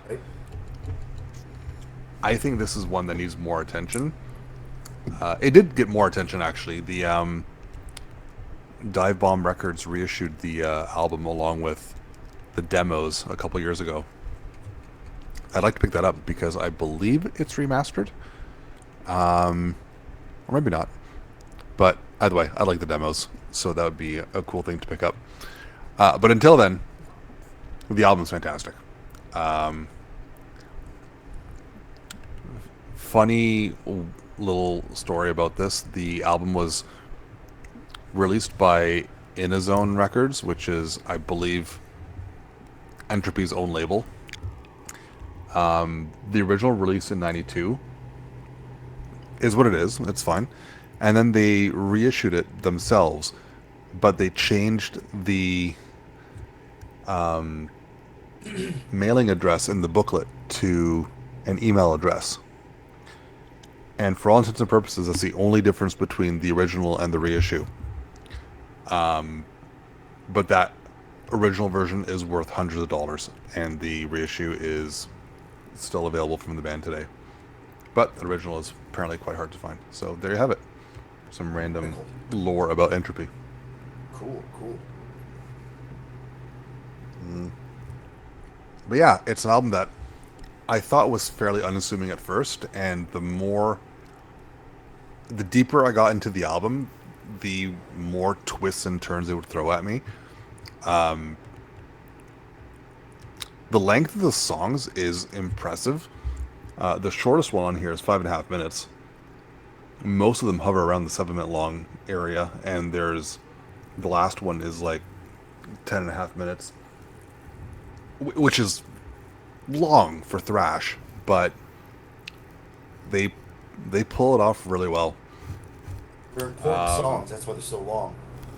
Sorry? I said they're important songs. That's why they're so long. Damn right. Plus, there's a song called Exalted Sith. Like, how can you not like that? Yeah, that's pretty cool. But, yeah, what do you guys think? You go Paul first, said he Paul. can ruin the album for me. Ruin it. Well, I'll start off with saying the purpose of llamas are to use are livestock guardians. Apparently, they ward off like coyotes and foxes. Because they're so big, it's stupid. Yeah, and apparently people in South America eat them and drink their milk. Of course they do. So there's that. They eat everything. No, this They eat is fucking mud pies. yeah. This was a good release. It wasn't all the way thrash, and if it was, it did a lot of the thrash that I like, which is like technical thrash. Like there's some meat and potatoes riffs in there, but they're kind of sprinkled through with like the rest of the death metal parts. The vocals are varied in a great way. If this isn't all the way thrash, is it all the way metal? Yeah, for sure, all the way Okay. metal. That's Like- what I thought too. Like even the song, I think it's Darkness Weaves. That's it goes in between like really clean guitars, and then towards like the Yeah. end of the measure, it like distorts for a second, and then Darkness there's is like sketchy. there's like the melody of the vocals in there that are clean, and it's so good. That's where I was like, okay, this is a true metal release. And it seems like anything in Canada is The just first like half of that track almost felt like a ballad.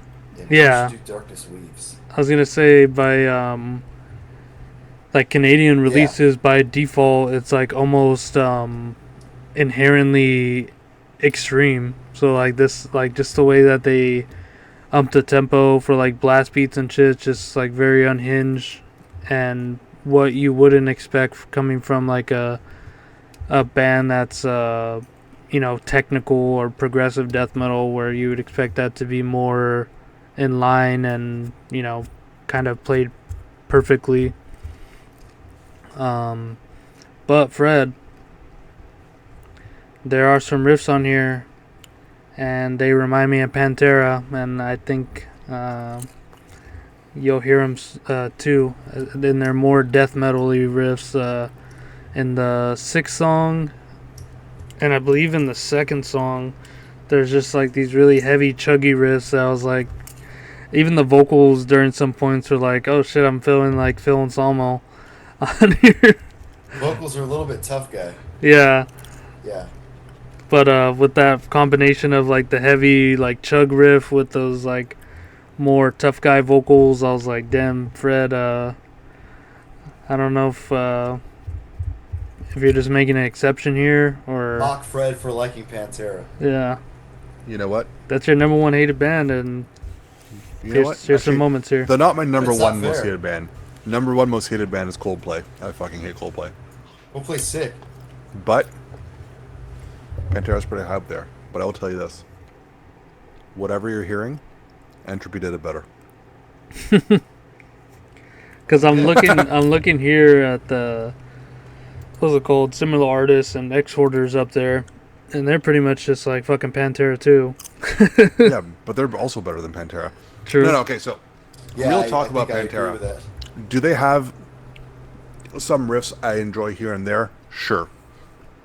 Do I Did find... Dimebag Daryl say the N-word? Sure. Did he? I don't even know much about... Did Phil do a Pantera's Roman? lore. Sure. Did Phil yell out white power? Sure. All that. Is Korn heavier than Pantera? Probably. Sure. Sure. Is Dog a So- Dumbo? Sure. Oh, God. I'm never getting through this, am I? Is Fred never getting through this? Sure. No. No, but like they have some riffs here and there that I don't mind. The real deal breaker for me is Phil. I just find his vocals really annoying. The VFWC. Yeah. And It doesn't help that the fan base is really annoying too. Like, I don't want to deal with Pantera people. If you're listening to this and listen to Pantera, sorry, it's over. Freddy, Pantera. you deal with me every week. What are you talking about? Oh, that's why Paul you're said that so through his annoying. teeth.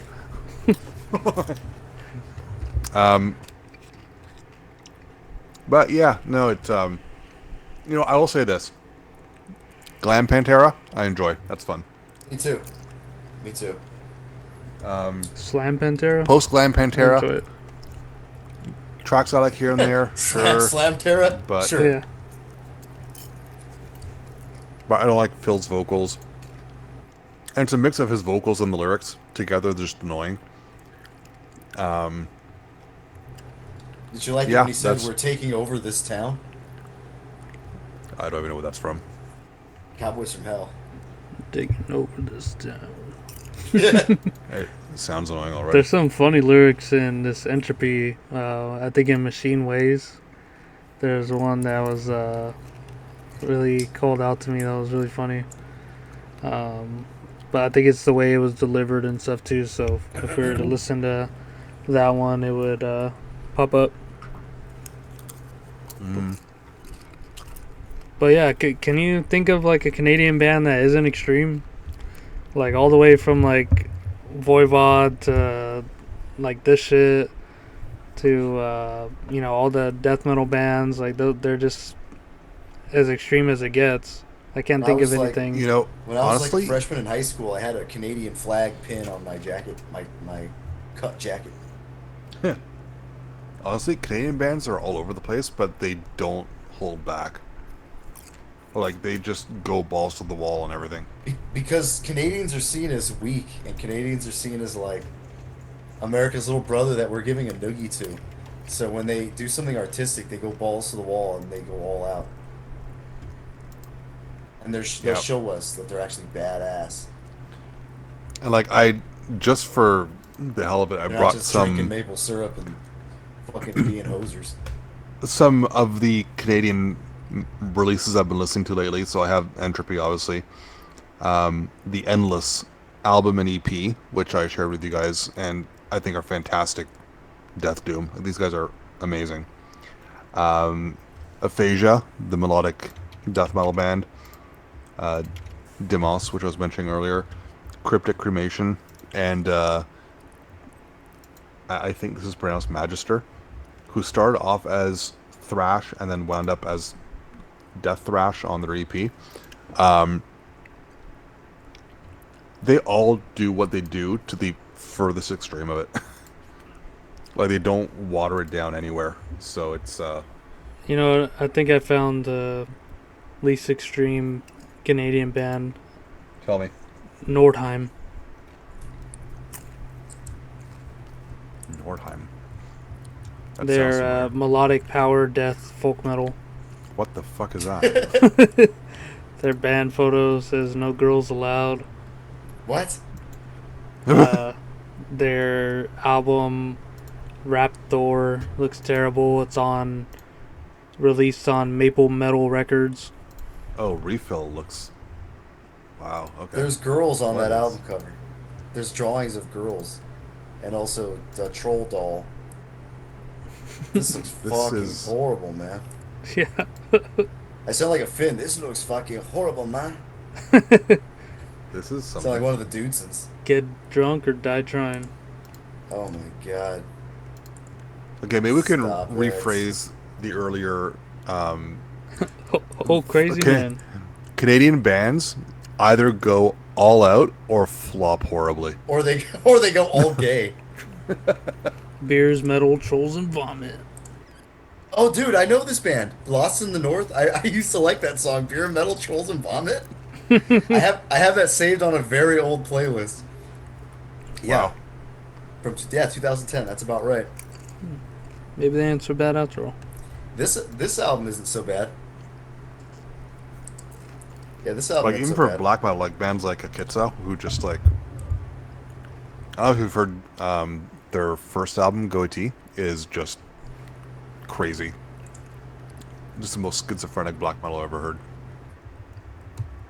It's It's been a while. I mean, I know Kits is a famous name, but I'll have to check them out again. I don't quite remember what they sound like. I always confuse Akitsa with Kvist because they got the K sound in the name, maybe. Oh yeah, Yeah, so I'll have to check yeah. this out again. Phonetically, I could see that. Yeah, you know what I'm saying? They they kind of sound like different all over the place. Like they have. Do you remember the Malveillance album that I sent to you and you uploaded on the channel? Can you repeat Like what that name was? I didn't hear what you said. Malveillance. Dismember. I don't know. I honestly don't remember. They have a similar, depending on the album, but especially on the earlier stuff like Goiti. Um, the production is different from track to track. Some of them are straight black metal. Some of them are punk. Some of them mix the two. Um, so early Akitsa is very much all over the place. When they got later on the albums, like things like Credo, they still Oh, had elements of both, but it was a bit more concisely integrated into itself. So they had tracks that kind of free flowed more between the styles. Whereas in their earlier stuff, it was very like this song sounds like this and was recorded in this way. This song sounds like that and was recorded that way, and it's very like jarring from track to track because you don't really know what to expect. So when it opens with like a clean guitar for the 4 minute intro, you're like, okay, cool. And then the first metal track starts, and that is just absolutely batshit. And then you later on have like this 7 minute long, uh, slow, I guess, doomy track, um, Pendaison de l'Humanité, so Hanging of Humanity. And it's the vocals are just shrieked, like it's all over the place. Fantastic, just fantastic. Anyways, that was about my tirade on Canadian bands. that band you were talking about before, Malveillance. That's the Malveillance. NSBM one, right? Yes, on that album. Okay. They moved away from it, Okay. but they Okay. started off that way, yeah. What do you think of this record label, Tour de Garde? Yeah, Tour de God is run by the guy behind Akitsa. Oh, it is? Yep. Careful what What you do you think say. of that label?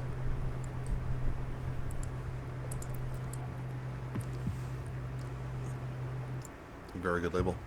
And Label. distro, actually. We need some Yeah, distro so items. the guy behind Malveillance, uh, I think he goes by Frank Go Shit or something like that. Frank Goat Um, shit? yeah, Go Shit, like Oh, go shit. Goshit, They said goat and shit.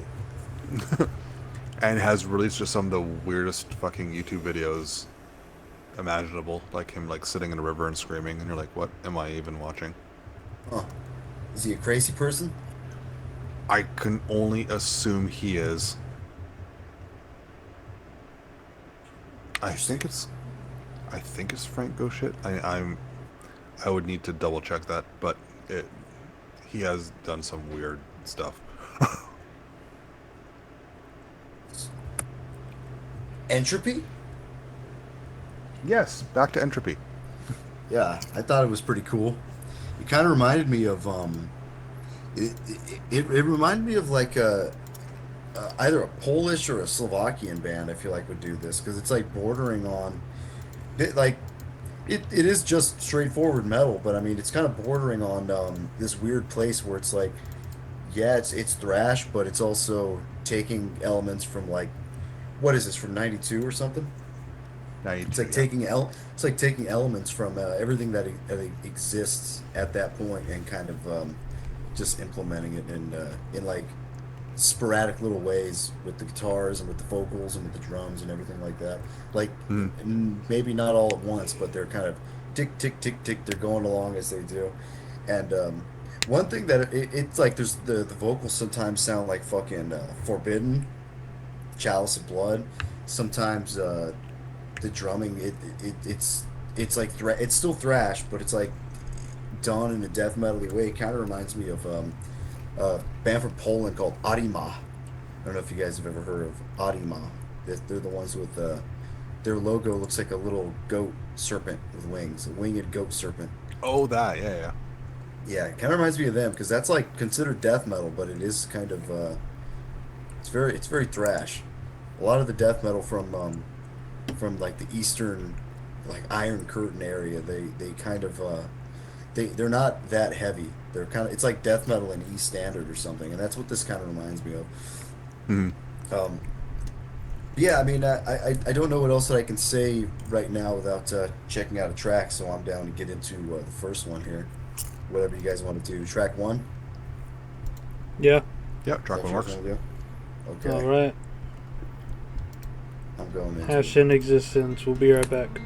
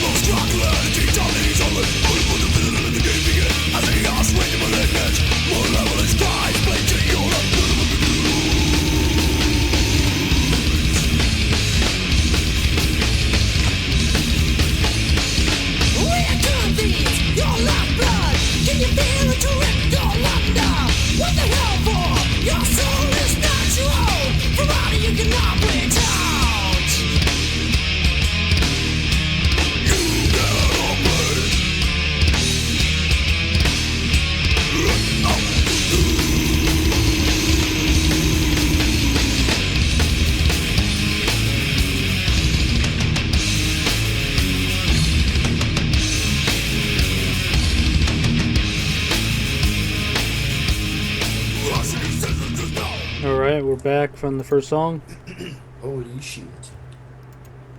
I think that they do the like tech thrash in like the right way, where it Yeah, I was isn't thinking the same necessarily thing. like the components that are technical, but there are, like weird time signatures and stuff going on, but they still have the meat and potato thrash and death metal parts in between, and it's just more like structurally technical, Yeah, exactly. and that's The way the changes are technical, but the riffs themselves are like not generically what you would imagine tech thrash to sound like.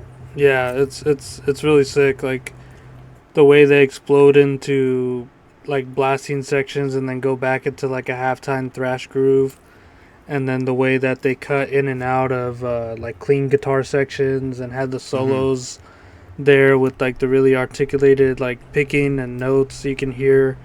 It's really really well done, guitar wise, and the vocals are jumping all over the place, and it's just like keeping up with the sort of intensity and like schizophrenic structures that the instrumentals have.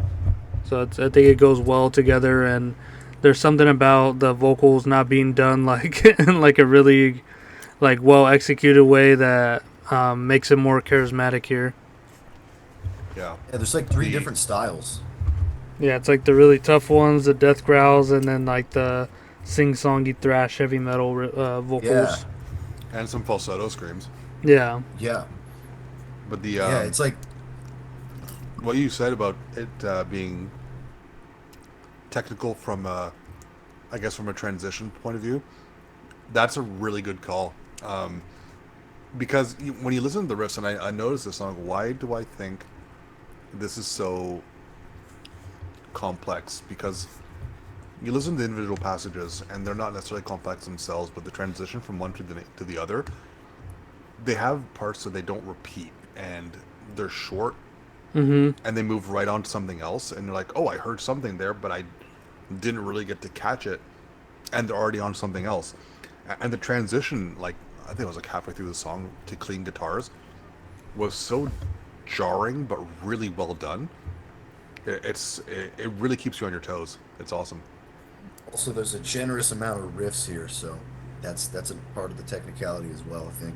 Yeah, and Yeah. I think it's good to have like some of the little more generic like gestural thrash and like thrash riffs thrown in there just to give it more of like a dense labyrinthian feel to it. It's like, all right, there's something I can grasp onto, and then there's like something weird with like I think there was a part where it was like a two-parter riff, and then it was like going, and then with the hi hat going, and then they would go back into the first part of the riff, and it was like, what the hell is even happening? And I believe the vocals were just going over like the same lines over and over again, but it was for different sections, so it made it sound Huh. weird. But there was also parts that returned and had the same vocal melodies to it, so or patterns, so you can kind of sing along, I guess, if you. Yeah, but all the stuff in between those like same vocal, those like choruses, if you want to call them that, all the stuff in between was different each time. Yeah. So that was like Mhm. it. For a second, I was almost thinking like, is this song too long? But nah, I don't think it is. I think it did everything it needs to do, and all the parts that repeated were worth repeating. Like, I don't think that the songs individually are long, but like listening to this album all in one go was definitely a long experience. But I wasn't like bored or anything. I was just more of like, all right, how much do I have left? It's like more like I guess like you're trying to finish like a book and you're just trying to see how many pages you have left, but it's still like very good. You know, it's just like getting through it, the laborious task of like I guess sitting through it. Can my brain take it?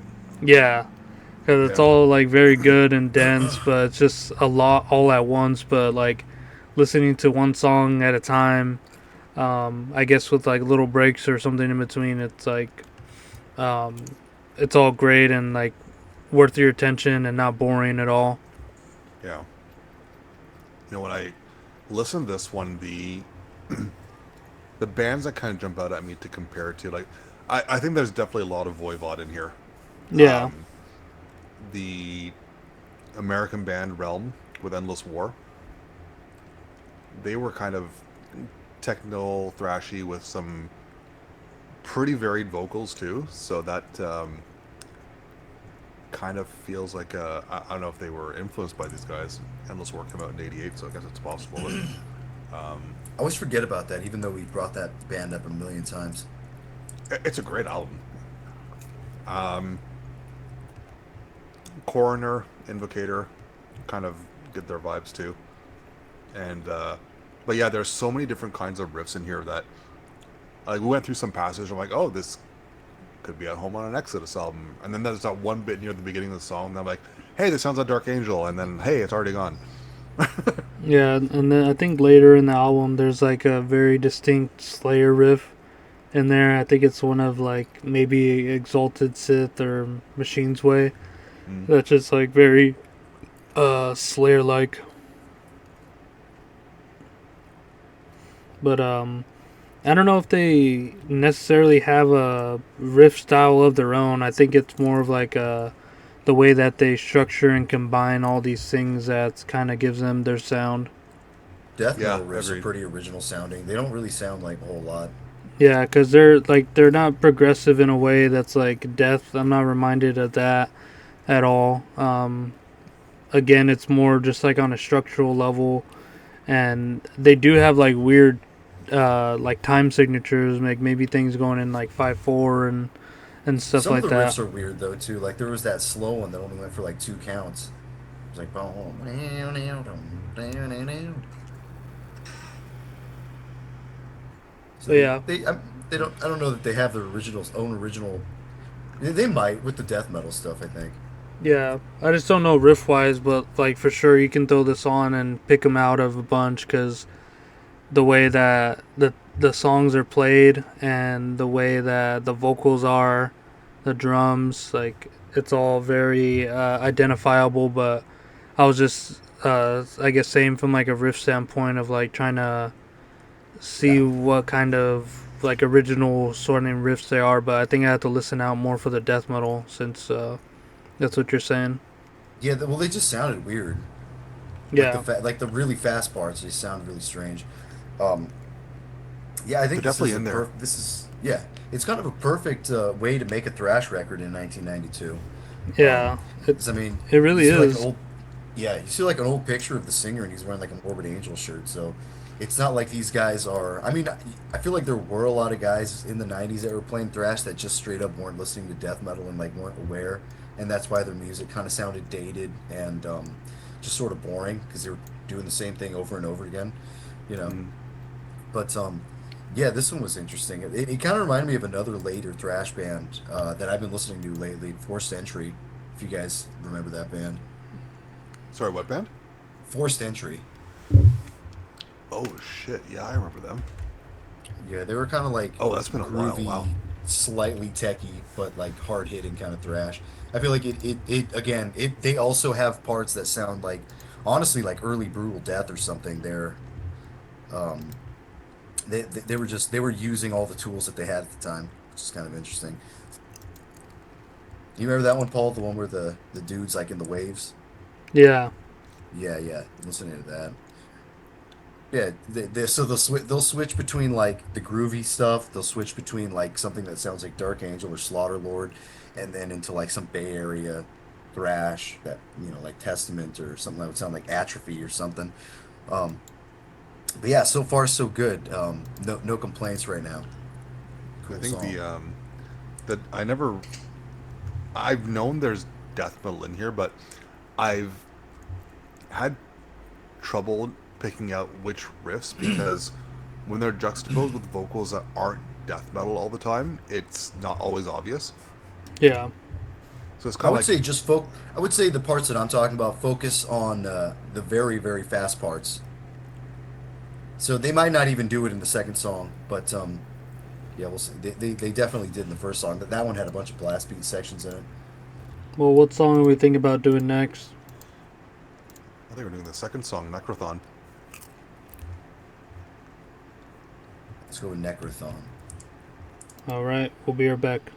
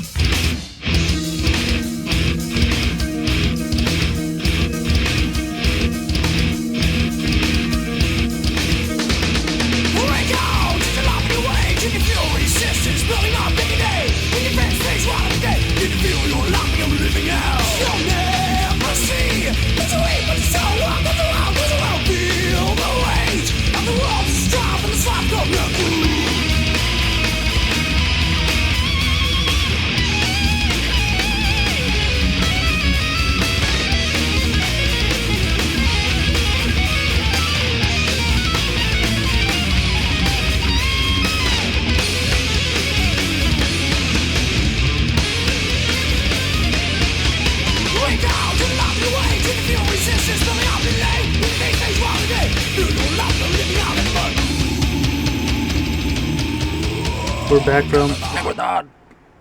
Yeah, you're the Necrothon. The Necrothon. Maybe my favorite song on the album. I'm not sure. That one's really good. I'm glad we did this one. That one's awesome. The vocals are off the wall on this one. Like he has so many good performances on this album. This might be his best. The Growl at the beginning. the growl that turns into a like basically falsetto scream. The vibrato he throws in there. It's awesome. Like, he's just all over the place. Sounds absolutely manic. Yeah, and he's like way more like sing-songy along with the like the tempos of the riffs, but also kind of like veering towards like a Tom Araya type vocal, where it's a very speedy, but it's like going along with the riffs at the right pace. And I think that like riff wise is probably the most like kind of sticking to thrash Yeah. Kind of. that we've heard so far. There's still a lot of fast parts, and there was still a lot of like super technical stuff.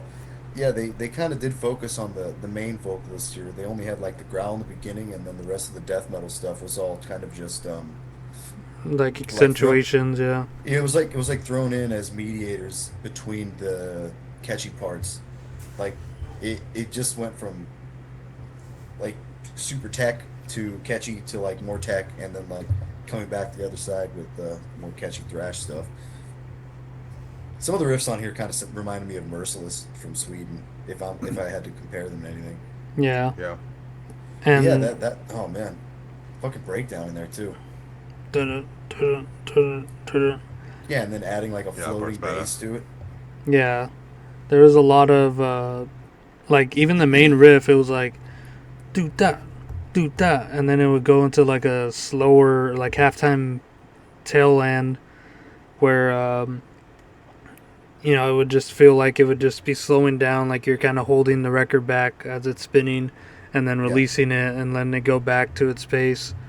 So it was just a lot of like modulation happening within the riffing itself. It says from the similar artist to Toxic, the tech thrash band. I would say their vocalist kind of like if there's anything to take from there, it would probably be their vocal style. And they had some good songs too. If you guys aren't super familiar with Toxic, they had a handful of like pretty good songs. I haven't spent a lot of time with them. I think it's. I mean, look, it's replica artwork. That kind of. The second is the second album replica artwork too? I think it is, isn't it? No, it's not. It's somebody It's named very Josh much in his Christian. style, though. Yeah, I think the second album's better. Like the song, especially track three, "Spontaneous," is really incredible. I'm looking at the artwork now. It really feels like replica artwork, like the way the faces are drawn. Yeah.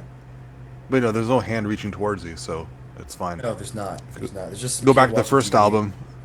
Go back to the first album, and yeah, sure enough, there's an abnormally large hand coming towards you with it pushing a button. Fuck. It's kind of a Man. funny propaganda album cover. It says it's called "Think This," and it's like the family watching a bunch of TV screens. Think this. It's hilarious. Hey, they did an album in 2020 and 22. We can forget that. We can just go back to 1989. Whoa. Yeah, Late sure. thre- I think we've uncovered a secret here. Late thrash metal isn't so bad, so long as it is creative. Because it seems like the later stuff has more to offer in certain ways. Well, like what you said, it's like some bands are going with the times but still want to be rooted in thrash and making that more extreme in itself. Yeah, like this is half true metal. This is also half like extreme metal. Yeah. Yeah. And then there's bands that will just stick to their guns and, suck. Yeah, and suck and like not care and like Yeah, they're just like playing the same they're riffs. just go. Yeah, it's like when a band has been around or like for example, I'm not like knocking these guys, but say like a band like Holy Grail, who I think they were called like they were like a newer power metal band from the 2010s. But I am what I am. This is what I just imagine. I imagine they're still going, and I imagine their albums are very well produced, and the music is extremely generic, and they're just like really boring. Yeah. Yeah, they did an album in 2016, Holy Grail, and look at the album cover. It looks terrible. It looks like people are giving it good reviews, but I can't imagine liking this very much. Let's see. Which one? Crisis in The Utopia? the newest one, the newest one, Hmm. Times of Pride and Peril. Yeah. Texas and Utopia looks pretty cool actually. Check that out. That's very 2010 modern, but it's actually more like true. Like these guys believed in something at the time. Yeah. Kind of cool. It's like a crocodile. Crocodile Demon. Dragon. Angel Maybe I'll Croc. check out. Maybe I'll check out the old Holy Grail. Ugh, not the first EP. That fucking art looks terrible. Improper Burial. Improper Looks Burial? horrible. Oh my god, is that Repka? It looks terrible, isn't It is Repka. it? Yeah, look at the guy's arms. Or hands. Oh, let me look at his hands. Oh, let me look at his Actually, hands. there's... Everyone on here has, like... That Hands. zombie at the bottom left, his hand just reaching up there. The guy with the pipe, both hands reaching awkwardly. Revka and his hands. Oh my god, like guy. The grass looks That- fucking crazy that they're like popping out of. Let me Oh, see that the one guy grass. popping out of the sidewalk. Yeah, Yeah. that looks like super 3D rendered. It looks retarded. Yeah. What is he holding? Oh, he's not holding anything. It's a mailbox in the background. Oh yeah, it is. What a weird decision. No, and even for the band to be like, yes, greenlit. So like Repka, you can do anything, Daddy. Daddy. Just don't wreck. I will this give one. him. I will give him this. The zombie in the forefront, the missing eye socket with the worms coming out looks pretty cool. Grail was part of like a scene of power metal bands from that era where like it kind of sounded gay. Like the vocals didn't sound the vocals didn't sound manly at all. It sounded like straight up what it was, like young guys into power metal, and it sounded very clean. And like there was some of this stuff that I kind of liked. I remember kind of liking Holy Grail. Like God, don't tell me what album I liked. I don't remember. There was them, and there was a band called Skullfist. I think you guys remember that. I remember the Skullfist, yeah. Skullfist seemed okay. I remember they liked Angel Witch and stuff. Hey, Oh the God, Head of the Pack. That album cover looks horrible. Yeah, The it looks cover like to, Adult Swim or something. the cover to Holy Oh, Grail's all these are Ride the fucking Void looks horrible. pretty cool. There was one cool band from like maybe a little bit earlier in this era, but they were like a little bit more manly. I think they were called Skeletor, and they had a song called "Death to the False." Heavy power metal from Germany. Is this them? No, this is something else. I want to find "Death to the False." Death to the False. No, wait, it was a song title. Skeletor, Swords, off the Swords EP. That doesn't look horrible. Hmm. Their lyrical themes are true metal, moorcock, science fiction. Moorcock. Awesome. Moorcock. It's got a 95 review. I might check out Skeletor again. Forgot about these dudes. All right. To be true metal again. I miss those days. I know, man. Me too. We'll be super true metal next week.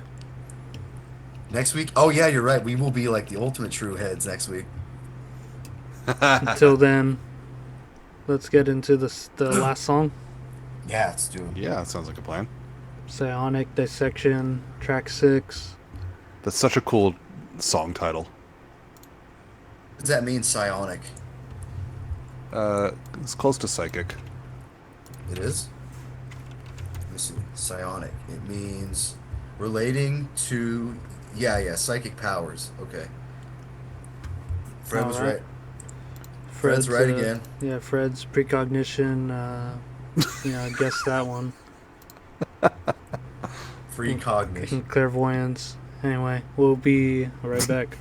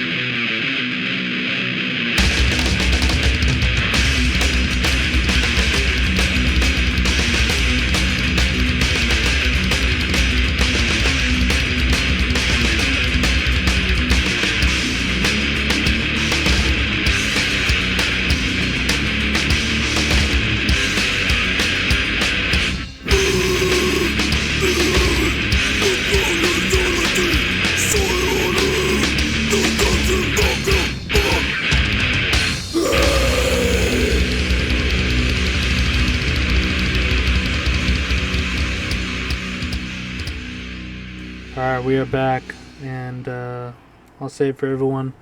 I want my thrash back. I want my thrash back. Paul asking for Thrash. That's saying something. I can imagine people popping this on in like '92, and they're like, "Hell yeah, thrash album!" And it's like, what the fuck happened? What's this noise? What's this crud? What's this dead shit? What's this dead But metal? What's this it's not death like it was. metal? It's not Come like it on, was man. It's death metal, unprecedented, man. though. Turn it off. It's not like it was unprecedented at all, though, because that sort of thing's been peppered through the entire album. They just decided to condense a bunch of it into one track.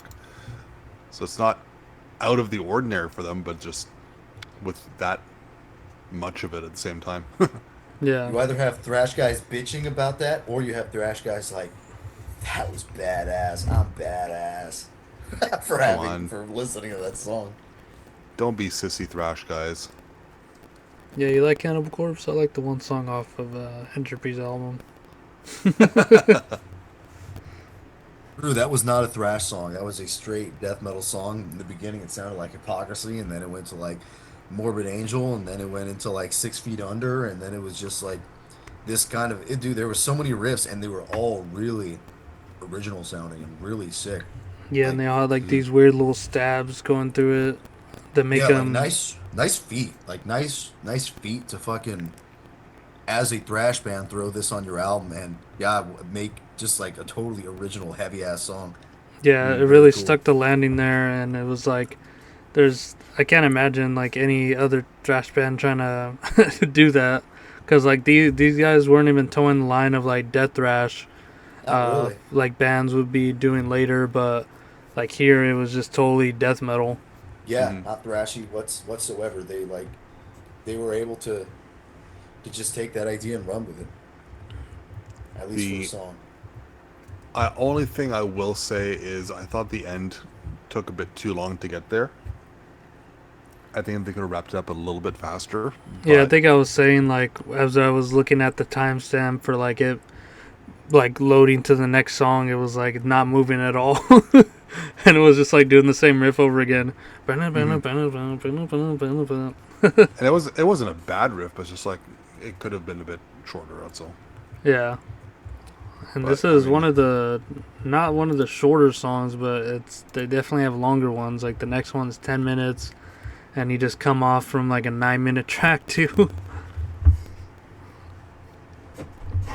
So like I said, it's like yeah, listen to it all at once. It's like feels long for sure, but individually, it's like all right, this is all warranted. yeah. It's kind of like reading Lord of the Rings. Everything that's in there is in there for a reason, and it's good and it's interesting. But like after a while, you're like, okay, I need to take a minute for my brain to recover from all that information. Yeah. On the opposite side of that, I was talking about like 2010's gay true metal. I forgot to mention Cauldron from Canada. They were also one of those bands. And Paul said, if you're broken up, you're not true. I looked up the band Cauldron, and they're still together. Their last album was in 2018. And the album cover is kind of interesting looking. It has like a giant slug in the sky. And looking at that album cover, I expected like, okay, maybe they've done something cool. And I'm listening to one song, and it's like at least they've stuck to their guns, but they are still playing like gay true metal after all these years. Okay, I was gonna say, all right, let's check the fine lines, and they're okay, because they have members that are still from the OG lineup playing, so that's okay. They Yeah, but I pass. mean, if you look at the picture, the guy's wearing a Morbid Angel shirt and he's got like a nihilist patch and stuff. And I remember Yeah, these guys were into like Angel Witch too. and the guy is was it Ian Chains is part of Vulture Live, so that's cool. Vulture. And Vulture was one of these bands, but they were cool. They were cool enough. and Thor. Or Yeah, they play live with Thor. Oh no, they were in Thor. The bassist and the guitarist. oh, and a band called Immortal Avenger with terrible album art. But yeah, Entropy. Entropy indeed. Entropy's sick. Yeah. They definitely took the groovier approach further on the subsequent albums. Um, I remember not being a huge fan of. I think it was E3, but their latest Force Convergence was pretty cool. I think it was E3 that I didn't love. Maybe it was. You know what? Maybe it was Transcendence. Yeah, I think it was Transcendence where they went like full groove, and I was like, not my favorite. Like, not offensive, but not my favorite. And then they kind of like found their footing again on E3 and Force Convergence. Definitely still well wedged into that groovier style, but cool. But nothing touches Ashen Existence. That is a whole beast of its own.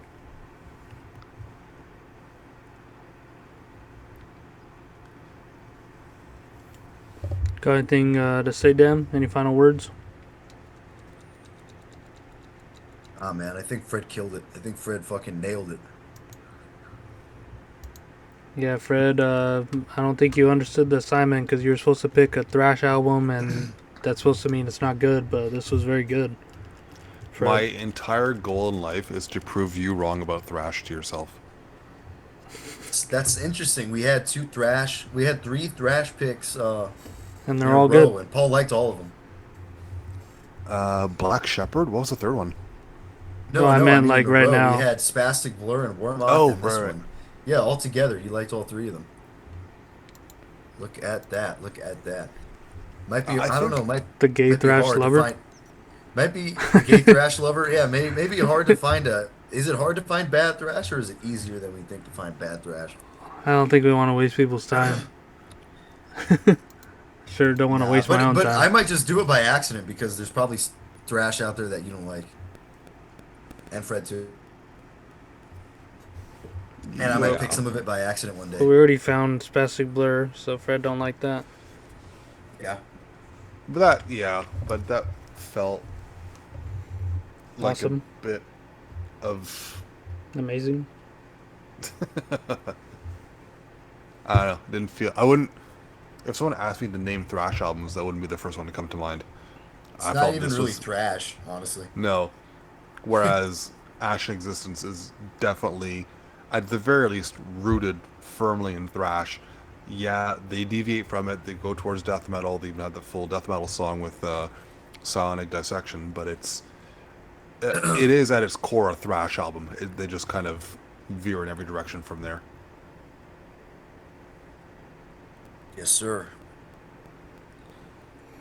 Yeah, I think this was a great pick in the way that It they was a great pick. go Good along job. with the times, but also staying to their roots of thrash and just being from Canada, meaning that they're inherently extreme in the way that they put together these songs.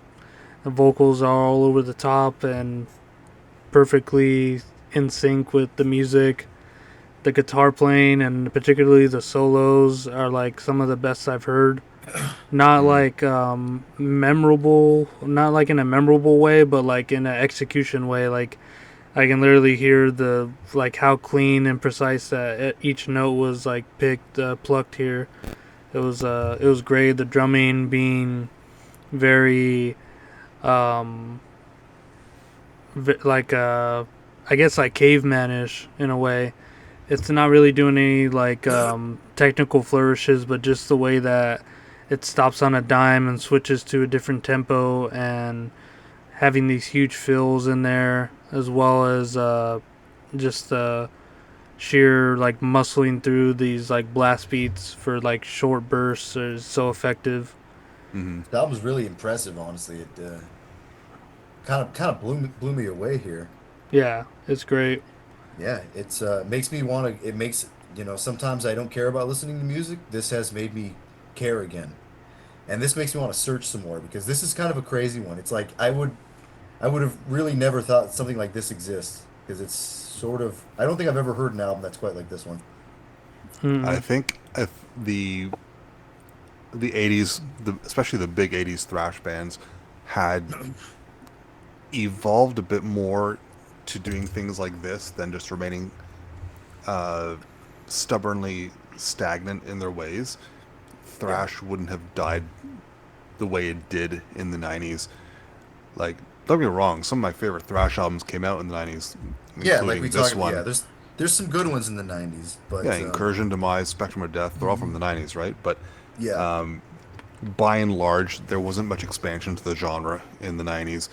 And I think that if they had gone more towards Entropy, what Entropy was doing in this, it would have been a bit more sustainable. Yeah, it's a pretty interesting point that you bring up Invocator because yeah, I think that's another way to forward thrash in a really interesting way because that was Yeah. like techie, but that was also just kind of just good songwriting.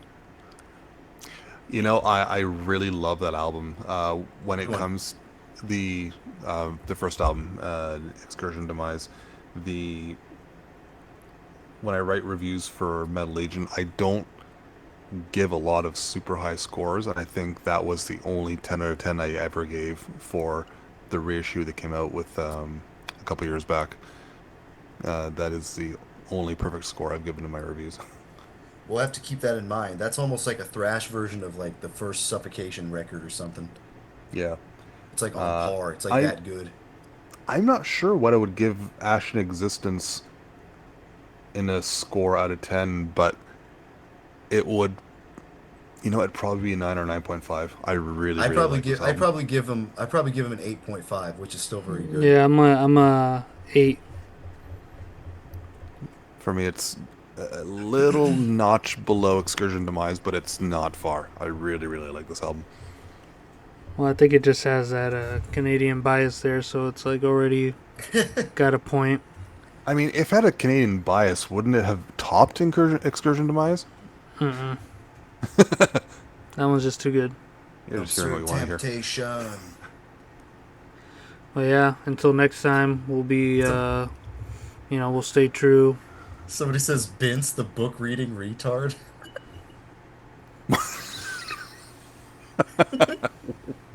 Hey, That's what it says in the group chat. that's my creator there. Watch your mouth. Oh, okay. I didn't write that. I just read it. Did you really read that? Yeah, I read that. Did you really just read that? All right. Bye bye.